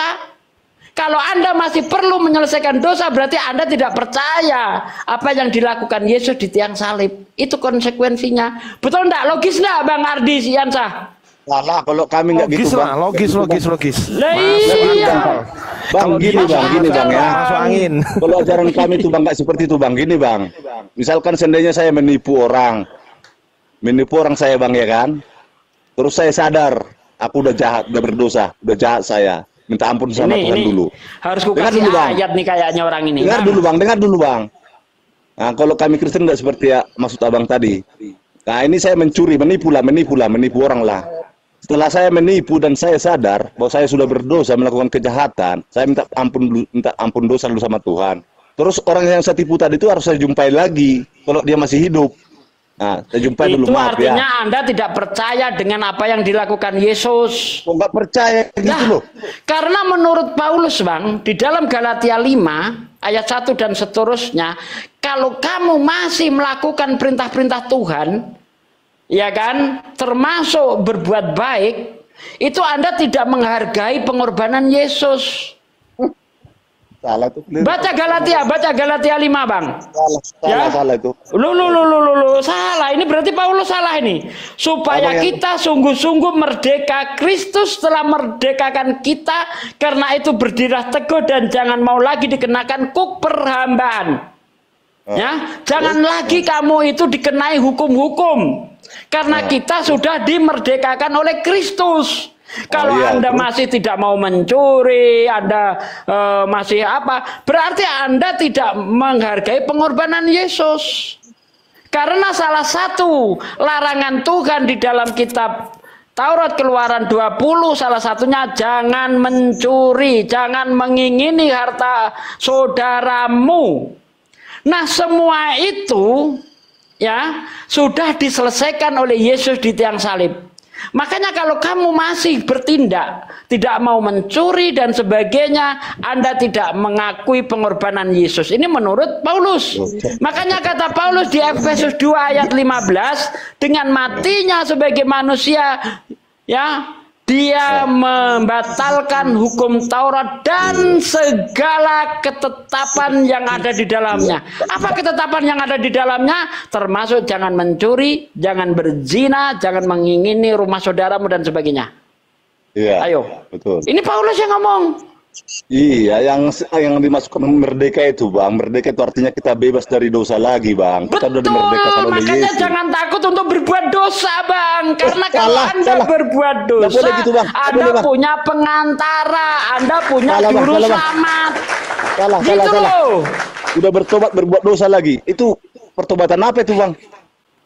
Udah ditebus kok. Iblis itu, Bang, itu ajaran iblis itu, Bang. Kalau kita sudah bertobat itu, Bang, artinya bertobat itu, Bang, meninggalkan tabiat lama, Bang. Dengar dulu, Bang. Anda berbuat dosa, terus ditebus Yesus. Berbuat dosa lagi, ditebus lagi. Berbuat dosa Mana bisa lagi, gitu? ditebus lagi. Ya kan selesai. Nggak ada gitu. 2 Yohanes 1 ayat 1 ayat 2, kalau kita berbuat dosa punya pengantara, punya pendamai. Jadi kamu berdosa nanti didamaikan oleh Yesus. Iya, bahaya. Nggak boleh gitu, Bang. Kalau sudah bertobat, Bang, kalau sudah putih hidup kita, Bang, putih aja. Jangan abu-abu lagi. Jangan kamu berbuat dosa, kata 2 Yohanes 1. Bentar, Bang, ini kita bicara ayat, Bang. Saya tidak berbicara asumsi, nggak mau saya. Iya. 2 Yohanes 1 ayat 10, janganlah kamu berbuat dosa. Namun jika kamu berbuat dosa, kita punya pengantara. Loh. Ya, betul. Pengantara ini yang akan mendamaikan kita dengan Tuhan. Jadi tidak perlu Anda bertobat. Semua sudah diurus oleh Yesus. Enggak kayak Kan gitu, begitu. Bang. Enggak begitu. Enggak Nah, kayak gitu, Bang. sekarang Salah apa itu. fungsinya pengantara? Saya tanya, Tuhan apa itu fungsinya begini, pengantara, Bang. Bang? Bertanya, Bang. Yang tadinya kita udah berdosa, Bang. Itulah yang Bang, diampuni. saya tanya, Anda jawab berdasarkan apa yang tertulis di dalam kitab Anda. Iya. Apa fungsinya pendamai dan pengantara? Apa fungsinya? Nah, fungsinya supaya dosa kita itu diselesaikan gitu loh, Bang. Nah, itu dia. Jadi kamu tidak perlu takut lagi. Sudah ada yang ngurus. Misalnya enggak lah, nih, enggak Bang. kayak- Ini saya kasih enggak kayak contoh. gitu, Bang. Enggak kayak gitu, Bang. Saya Enggak kasih boleh contoh. Saya dipermainkan. kasih contoh, Bang. Enggak boleh Saya kasih dipermainkan, contoh. Bang. Bang, saya kasih contoh nih. Saya punya perkara. Saya punya kasus. Tetapi kasus saya sudah saya limpahkan kepada lawyer. Jangan Ya jangan kan? ambil Lah. jangan buat kasus lagi. Jangan buat kasus lagi, Bang. Kalau sudah selesai. Nggak boleh. Aduh. Ketika kita sudah menyerahkan segala kasus kepada lawyer, berarti kita percaya penuh akan diselesaikan oleh dia, Bang. Begitu loh. Ya, Abang ini gimana sih? Tapi jangan buat hati kasus nurani lagi, Bang. Anda, saya Jangan tahu, buat Bang, kasus Anda lagi. orang baik, Bang. Kalau Saya kasus tahu. Abang sudah diselesaikan, Bang. Dengar dulu, Bang. Saya tahu Anda orang baik, Bang. Ya, makanya karena Anda orang baik, nurani Anda bertentangan dengan kitab Anda. Kan begitu, Bang? Enggak. Nah, Salah, Bang. Oke, Salah, Bang. saya Salah, Bang. uji, Bang. Oke, saya uji satu lagi, saya uji, Bang. Di dalam kitab Anda dilarang menerima tamu beda agama. Menurut Anda bagaimana? Ayo. Nanti saya kasih ayatnya. Anda orang baik nih, saya yakin Anda orang baik nih. Sehingga hati nurani Anda menolak apa yang tertulis di dalam kitab Anda. Ini saya kasih satu kasus lagi nih. Di dalam kitab Anda dilarang menerima tamu beda agama. Dan dilarang mengucapkan salam kepada orang yang beda agama. Kalau Anda menerima tamu orang beda agama dan mengucapkan salam kepada orang yang beda agama, Anda dianggap seorang penjahat. Anda orang baik, hati nurani Anda masih bersih. Apa komentar Anda? Silakan. Artinya Bang Ustadz Sugi, artinya Ferdi Sambo yang membunuh Berada itu masuk surga juga, Bang, karena masuk surga dia udah diselesaikan kan? sama Yesus. Oh iya, jadi Ferdi Sambo masuk surga ya. Bentar, jangan lari ke sana dulu, Bang. Saya ingin mengetes hati nurani dia ini masih berjalan atau sudah macet.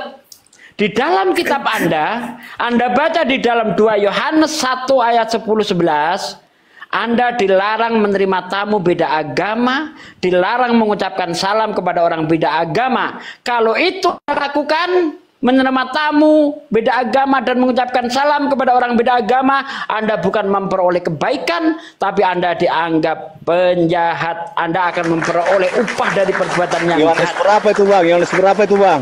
Belum 2 pernah saya temukan itu. 2 Yohanes 1 ayat 10-11. Baca. Baca dulu, Bang. Apabila, nih saya open cam-nya, saya itu hafal Bible, Bang. Judul perikopnya apa, Bang? Judul perikopnya coba, judul perikopnya lu. Bentar, saya bacakan ya. Bentar.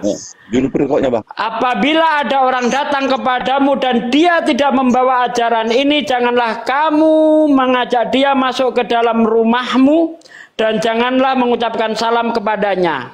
Barang siapa yang mengucapkan salam kepadanya, dia akan memperoleh upah dari perbuatan yang jahat. Itu judul peringkopnya, yaitu tentang tetaplah di dalam ajaran Kristus. Gimana, Bang? Ya, betul. Anda orang baik, apakah Anda setuju dengan kitab Anda yang mengatakan dilarang menerima tamu beda agama? Ayo, jujur. Tidak ada seperti itu, Bang. Tak ada seperti itu. Saya tidak perlu menafsir, Anda pahami baik-baik. Apabila ada orang datang kepadamu dan dia tidak membawa ajaran ini, Kristen maksudnya, janganlah kamu mengajak dia ke dalam rumahmu, menerima tamu, mengajak dia ke dalam rumahmu, dan janganlah mengucapkan salam kepadanya. Barang siapa yang mengucapkan salam kepadanya, maka dia akan memperoleh upah dari perbuatan yang jahat. Anda menolak hati nurani Anda, Bang. Mana ada begitu? Mana ada begitu? Ya, karena Anda selama ini nggak baca Bible dengan baik, seolah-olah ajaran Kristen itu sempurna. Begitu saya kasih ayat itu, Anda kaget. Wah, masa ada kayak begitu di kitab saya? Tapi faktanya ada tertulis. Bagaimana itu? Macet. Aku minta sama abang. Bang, dengar dulu bang. Dengar dulu bang. Ya. Abang membaca Alkitab itu bang. Permintaan saya nih kepada abang, kalau abang mau. Abang kalau ingin paham Alkitab bang, abang harus berdoa supaya abang dipimpin oleh roh Tuhan bang. Jadi abang jangan membaca. Abang jangan membaca Alkitab. Bentar bang. Bang, dengar dulu. Yesus aku mau tidak ngomong pernah dulu. mengajarkan itu bang. Yesus nggak pernah. Bentar bang. Yesus tidak pernah mengajarkan itu. Yang diajarkan Yesus adalah kasihilah Tuhan Allahmu dengan segenap akal budimu. Jadi kita cukup menggunakan akal untuk menelaah firman-firman Tuhan. Karena kebenaran itu bukan berdasarkan iman, tapi kebenaran itu berdasarkan akal. Ya, tolak ukur kebenaran adalah akal. Karena kebenaran itu adalah antara pernyataan dan kenyataan harus sesuai. Iman beda. Iman itu percaya kepada sesuatu yang tidak kelihatan. Ibrani 11 ayat 1. Jadi iman tidak bisa dijadikan tolak ukur kebenaran, bang. Dengar dulu bang. Bang, makanya bang kita beda memahami Alkitab bang. Jadi kalau kami orang Kristen bang membaca Alkitab itu enggak sama dengan membaca sejarah ataupun PMP atau PS. Sekarang Anda yang dirasuk yang dipenuhi oleh Roh Kudus, coba terangkan kepada saya ayat itu. Silakan. Enak kan? Firman Tuhan. Dengar bang. Karena firman Tuhan itu bang, banyak rahasia-rahasia Allah yang tidak diungkapkan di situ bang. Terangkan kepada saya apa maksudnya ayat itu. Langsung aja diterangkan. Jangan muter-muter dulu, langsung. Maksudnya bang, kalau ada orang yang tidak apa bang? Begini bang, kalau ada orang ajaran-ajaran beda dengan ajaran yang kita yakini bang, ada Assalamualaikum warahmatullahi wabarakatuh bang Dewa. Astaga dikasihan. Saya minta Anda kita terima ajarannya bang gitu. Bahkan bentar bang, Anda kan tadi ngaku ketika Anda baca Bible kita berdoa dulu sehingga kita dikaruniai Roh Kudus. Oke, saya percaya dengan itu. Nah, karena Anda orang yang dikaruniai Roh Kudus, coba terangkan kepada saya ayat itu. Versi Roh Kudus itu seperti apa? Kita ingin dengar, netizen di bawah ingin dengar. Betul. Oke. Kalau bagi saya bang, seandainya ada orang yang tidak seiman dengan saya datang ke rumah saya, nanti saya minta petunjuk daripada Tuhan, apakah niat jahat dia, niat dia untuk menghasut iman saya berdoa dulu kepada Tuhan. Dan nanti Tuhan memimpin saya terima dia datang. Berarti ayat itu nggak betul bang? Kan yang tertulis sudah jelas. Makanya bang, baca Alkitab itu jangan dibaca seperti bahasa Indonesia. Nggak boleh gitu bang, memahami Alkitab itu nggak seperti itu bang. Nyambung bang, misalnya gini bang ya, saya itu dilarang mencuri, ya kan? Saya berdoa dulu lah, boleh mencuri ndak gitu bang? Nggak gitu maksudnya. Ini kita berbicara larangan bang. Ini kita berbicara larangan. Jelas-jelas itu larangan.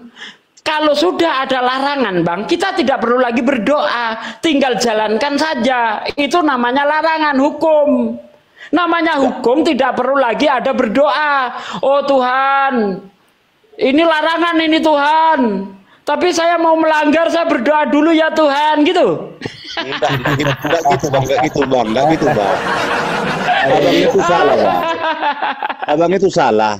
Kalau saya bang masalah ayat tadi bang, supaya kita jangan jatuh dari pembuat kejahatan itu tadi bang. Seandainya ada tamu saya tidak seiman dengan saya, tidak seakidah dengan saya tahu dia itu masuk jahat. Iya kan? Jadi saya jangan sampai terhasut dengan kejahatan yang dibawakan dia itu nggak ada kata jahat bang, jangan ditambah-tambahi bang. Saya terima Jangan ditambah-tambahi, itu nggak ada kata jahat di situ. Di situ hanya berbicara tentang perbedaan agama. Itu hanya berbicara perbedaan agama bang. Tidak ada berbicara tentang kejahatan orang yang beda agama janda. Di situ kalau ada orang datang tetapi tidak seiman dengan Anda, jangan itu larangan atau perintah bang. Jangan kau mengajak dia ke dalam rumahmu. Kata jangan itu tegas bang. Tidak perlu lagi oh Tuhan aku mau terima tamu orang beda agama boleh ya. Nggak seperti itu. Kalau sudah dibilang jangan, jalankan. Jangan kau mencuri, jalankan. Jangan mencuri. Ya.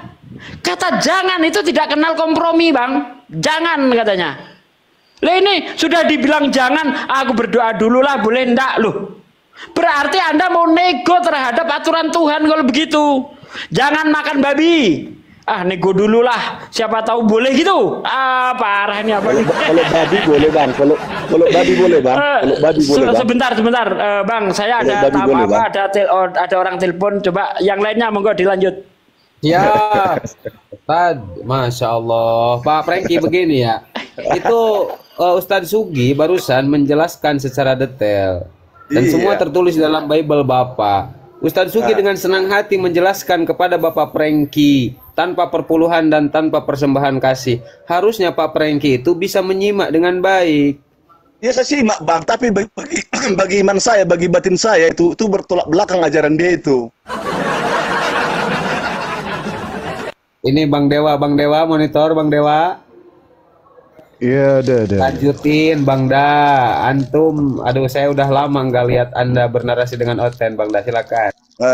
Nggak bisa, Pak. Ini orang diskusinya itu menggunakan iman, tidak menggunakan akal. Membaca Bible menggunakan sedikit Bang Dewa ini penting untuk Bang Ardiansah. Ini ada orang Buddha yang mau bersahadat, KTP-nya sudah diserahkan kepada saya. Komalnya di roomnya Bang Erwin, nanti saya kasih linknya ya.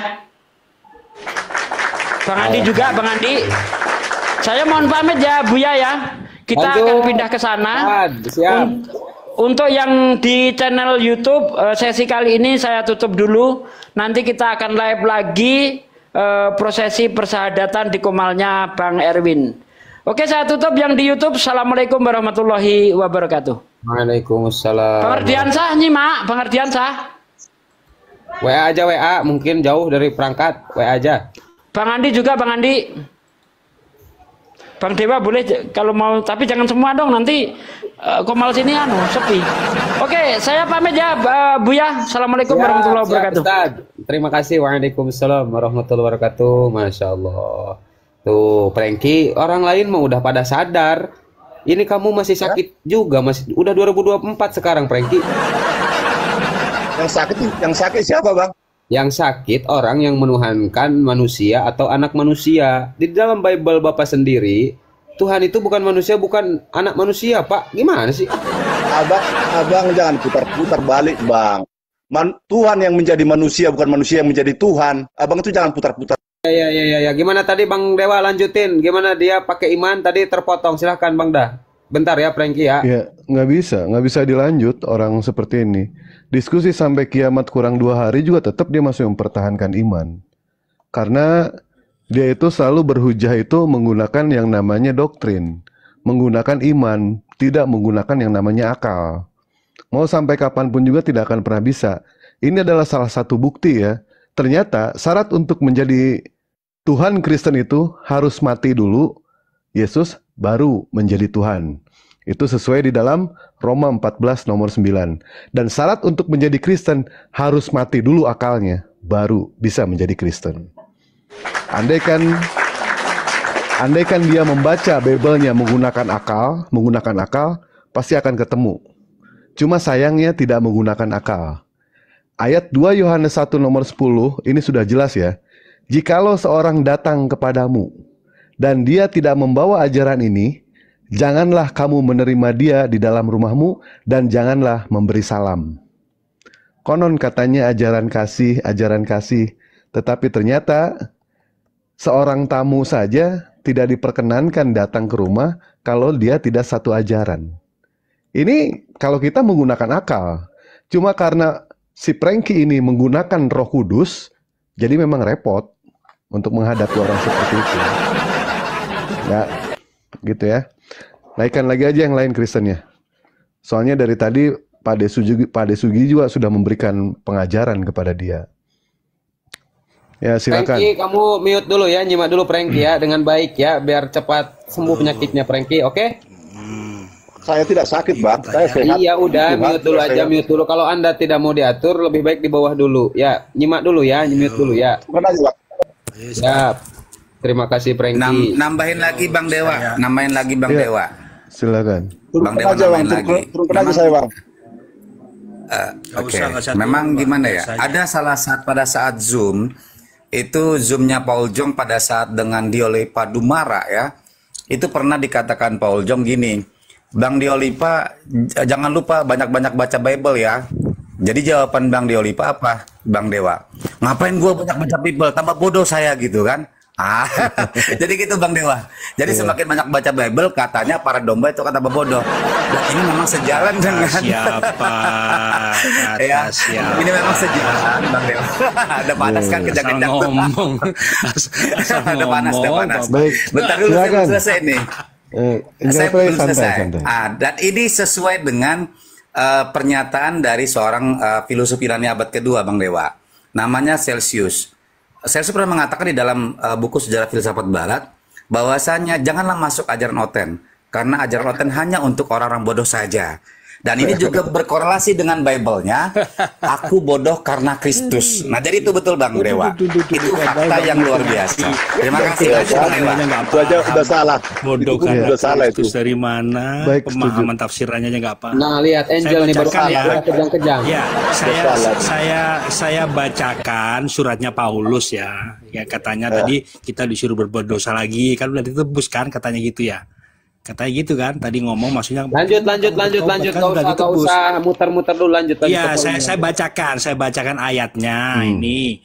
Galatia 5 ayat 13 bahwa Paulus juga tidak menyarankan kita berbuat dosa meskipun kita ditebus. Saya bacakan ya. Galatia 5 ayat 13. Saudara-saudara, Paulus bilang itu, memang kamu telah dipanggil untuk merdeka, panggil untuk ditebus ya, tetapi janganlah kamu mempergunakan kemerdekaan itu sebagai kesempatanmu untuk kehidupan dalam dosa. Jadi kita meskipun ditebus tidak boleh menggunakan kesempatan itu untuk berbuat dosa lagi, melainkan layani seorang yang lain oleh kasih. Jadi udah paham di situ, meskipun kita sudah ditebus oleh Yesus, kita tidak boleh mempergunakan kesempatan dalam penebusan itu untuk berbuat dosa lagi. Kalau Ini misalkan, berkata Paulus. sebentar Pak, kalau misalkan toh ternyata dia masih melakukan lagi, masuk neraka nggak Pak? Ya intinya gini loh Pak, kan orang kan Enggak, saya nanya, ya, Pak, ya. Pak, jangan bernarasi Pak. Saya bertanya simple loh Nggak Pak. bernarasi. Ya, gini orang bertobat tuh menurut kamu berbuat dosa lagi? Saya tanya. juga Saya tanya, orang bertobat itu dijamin tidak kalau orang itu bakal tidak berbuat dosa lagi? Ya harus ada jaminan dong, harus ada kekuatan dalam hatinya. Apa jaminannya? Apa jaminannya sementara yang namanya manusia itu adalah tempat salah, Pak? Makanya itu adanya Tuhan Yesus itu supaya kamu yang Saya nggak nanya Tuhan Yesus, Pak. Yang saya tanya itu Ya, makanya orang seperti yang itu, sudah makanya menerima seperti yang itu. namanya Yesus, Pak, sudah menerima, terus dia bertobat. Setelah itu dia melakukan kesalahan lagi, dia masuk surga atau masuk neraka, Pak? Duh, kalau orang bertobat ya harus bisa bertahan dalam pertobatannya dong. Kalau dia tidak sanggup untuk bertahan, ya itu kan dari ridho Tuhan nanti. bukan Tuhan ridho yang Tuhan, Pak. menentukan Saya apakah tanya kamu- masuk surga, masuk neraka, bukan soal ridho, Ya Pak. masuk surga dong kalau orang bertobat dong. Kalau orang mengasihi. Saya tanya orang itu tidak bertobat, Pak. Setelah bertobat dia melakukan lagi. Frankie, sebentar, Frankie ya. Sebentar, Kalau Frankie. orang tidak bertobat, kamu kan sudah tahu dan kamu kan orang pintar katanya. Kalau orang Baik. tidak bertobat, kan berbuat Orang dosa Kristen- lagi. Berbuat dosa itu masuk surga nggak? Saya tanya sama kamu. Pak, saya bertanya Orang yang dulu ke bertobat berdosa Bapak. tuh- Saya Iya, tanya dulu ke jangan Bapak. puter-puter. Lah, siapa yang muter-muter? Orang saya nanya ke Bapak, orang Ya, Kristen iya. yang menerima Yesus, dia bertobat, tapi dia melakukan lagi, ternyata dia melakukan lagi, dia masuk surga apa masuk neraka? Dia tidak masuk surga karena ada Baik, tulisannya masuk kan, neraka. bukan orang berseru-seru kepadaku. Artinya- Bukan orang berseru-seru kepadaku masuk surga, tetapi orang yang melakukan nyerocot. memang Artinya seperti itu. ternyata Kalian harus- alhamdulillah kalian ya. harus seperti itu. Baik Pak. Selama ini, Pernyataan dia tadi menjelaskan ternyata guru-guru orang tanya Kristen sama itu kamu, masuk neraka. kesesatan kalian. Artinya penebusan dosa itu adalah ajaran hoak. Ajaran hoak itu tidak diajarkan sama sekali ya. Gini loh, Baik, kita datang itu sebentar Pak. untuk Udah sebentar supaya Pak. manusia itu bertobat. Yesus datang tuh susah diatur dia. Susah kali ngatur domba. Gini, Bang Dewa, Iya, Bang. jawabannya gini, salah di Angel Pray tadi. Aku masih ingat perkataan dari pendeta GL, Gede Lucu ya, Gilbert Lumandong. Kalau umat Islam itu selalu bilang insya Allah, ya kan? Tapi kalau kita umat Oten itu selalu bilang pasti masuk surga. Nah, itu jawabannya benar, Bang. Lanjut, Bang Dewa. Kalau ternyata dikatakan pasti masuk ke surga, kenapa nggak bunuh diri aja sih? Ini kan bunuh diri aja udah. Itulah dia, Bang. Itulah ketidakpercayaan diri mereka. Iya. Untuk mati dulu. Kalau kami umat Muslim itu, Bang, saya yang bilang, Pak. Tidak boleh. Ayo.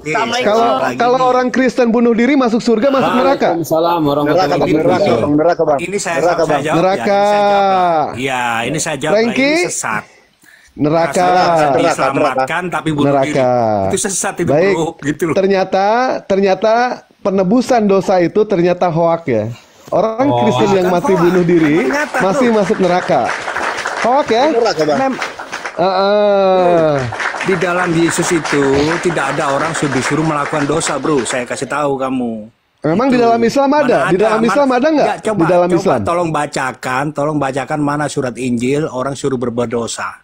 Bacakan, suruh mencuri ada enggak? Ketika ente baik sebentar ya. Ayo, ada ketika enggak? ente mengatakan, sebentar Pak, saya beberkan ayatnya satu-satu Pak ya, sebentar. Di dalam Pak, kalau misalkan orang bodoh itu masuk neraka, masuk surga Pak? Menurut Bapak? Ya. Di dalam 1 Korintus 11 nomor 18, sebab pemberitaan salib memang adalah kebodohan bagi mereka yang akan binasa. Apakah yang namanya Paulus itu menghalalkan segala cara? Tentu menghalalkan segala cara. Di mana ayatnya? 1 Korintus 6 nomor 12, segala sesuatu halal bagiku. Semuanya diperbolehkan sama dia. Bahkan Paulus merampok pun juga, mengaku sebagai perampok, Oten tetap masih percaya sama Paulus. Ini fakta. Bang. Kenapa ketawa, Bang? Bang, kasihanlah sama Paulus. Paulus sudah menderita loh di penjara untuk memberitakan Justru, Injil. Bang, kalau Abang mau merasa kasihan, Pak ya. Mana Bang, mau ada orang memberitakan Injil karena dia udah dikasih mandat tugas sama Tuhan, rela dia di penjara. Nggak mau orang coba kayak gitu, Bang. maknakan Abang, Bang. Tolong maknakan setia. sama Abang, sebentar Bang ya, sebentar. Tolong Di maknakan penjara, Abang. Bang. Menderita Iya, ya, Paulus, baik, Bang. baik. Saya terima. Tolong maknakan sama Abang 2 Korintus.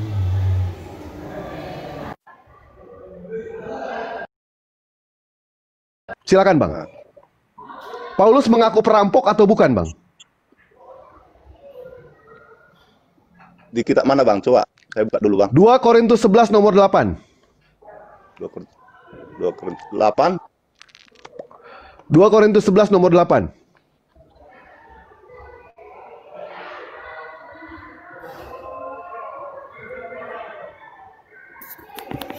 Nah, ini kelasan Oten itu aneh ya.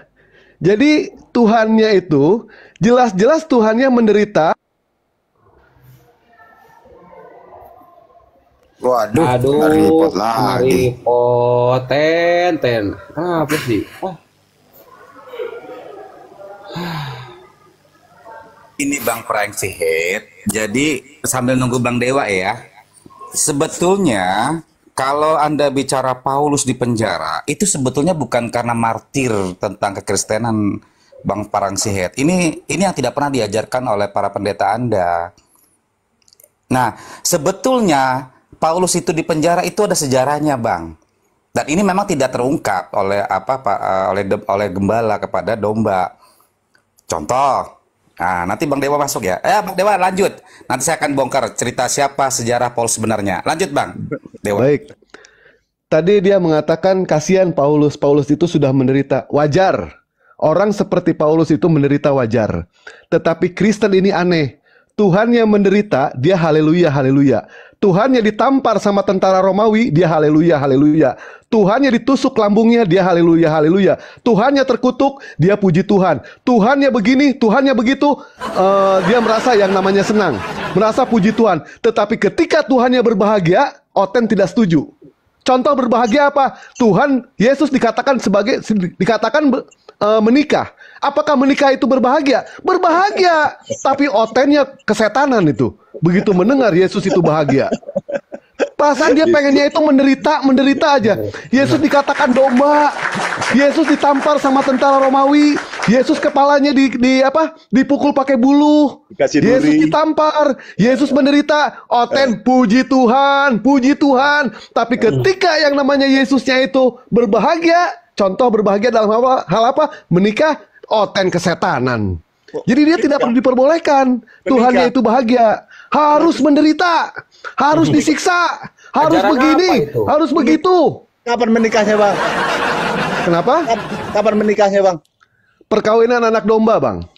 Hah? Perkawinan domba? Anak domba itu siapa, Bang? Bacalah perkawinan domba.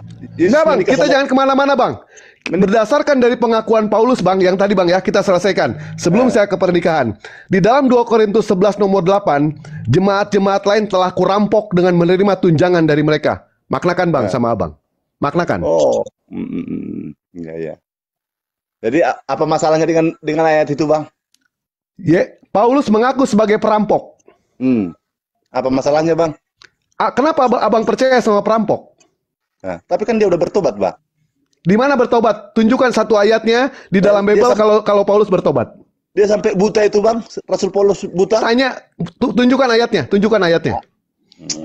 Abang paham Alkitab. Abang nanya. Tunjukkan ayatnya. Tunjukkan ayatnya. Kalau Paulus itu bertobat. Mengutus Ananias. Siapa itu? Bang, jangan kemana-mana, Bang. Jangan kemana-mana.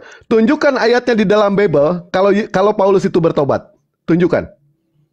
Manusia lamanya kan udah ditinggalkan dia, Bang. Saya nggak nanya manusia lama, manusia baru, manusia sedang. Saya nggak nanya. Yang saya tanya, mana di dalam pernyataan Bible mengatakan Paulus bertobat? Tunjuk satu ayat. Saya buka di sini. Abang bacalah Bang Alkitab, Bang. Ya sekarang mau apa yang mau saya baca? Kalau misalkan tidak ada.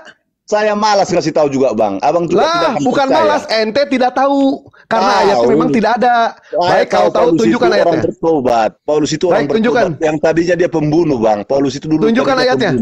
Tunjukkan ayatnya. Tunjukkan ayatnya. Percuma juga, Bang. Percuma juga. Lah, percuma juga. Baik, kalau percuma seperti itu, percuma juga diskusi sama ente yang hanya menggunakan retorika. Ya, betul. Baik. Baik, saya sambung kembali ya. Saya sambung kembali ya.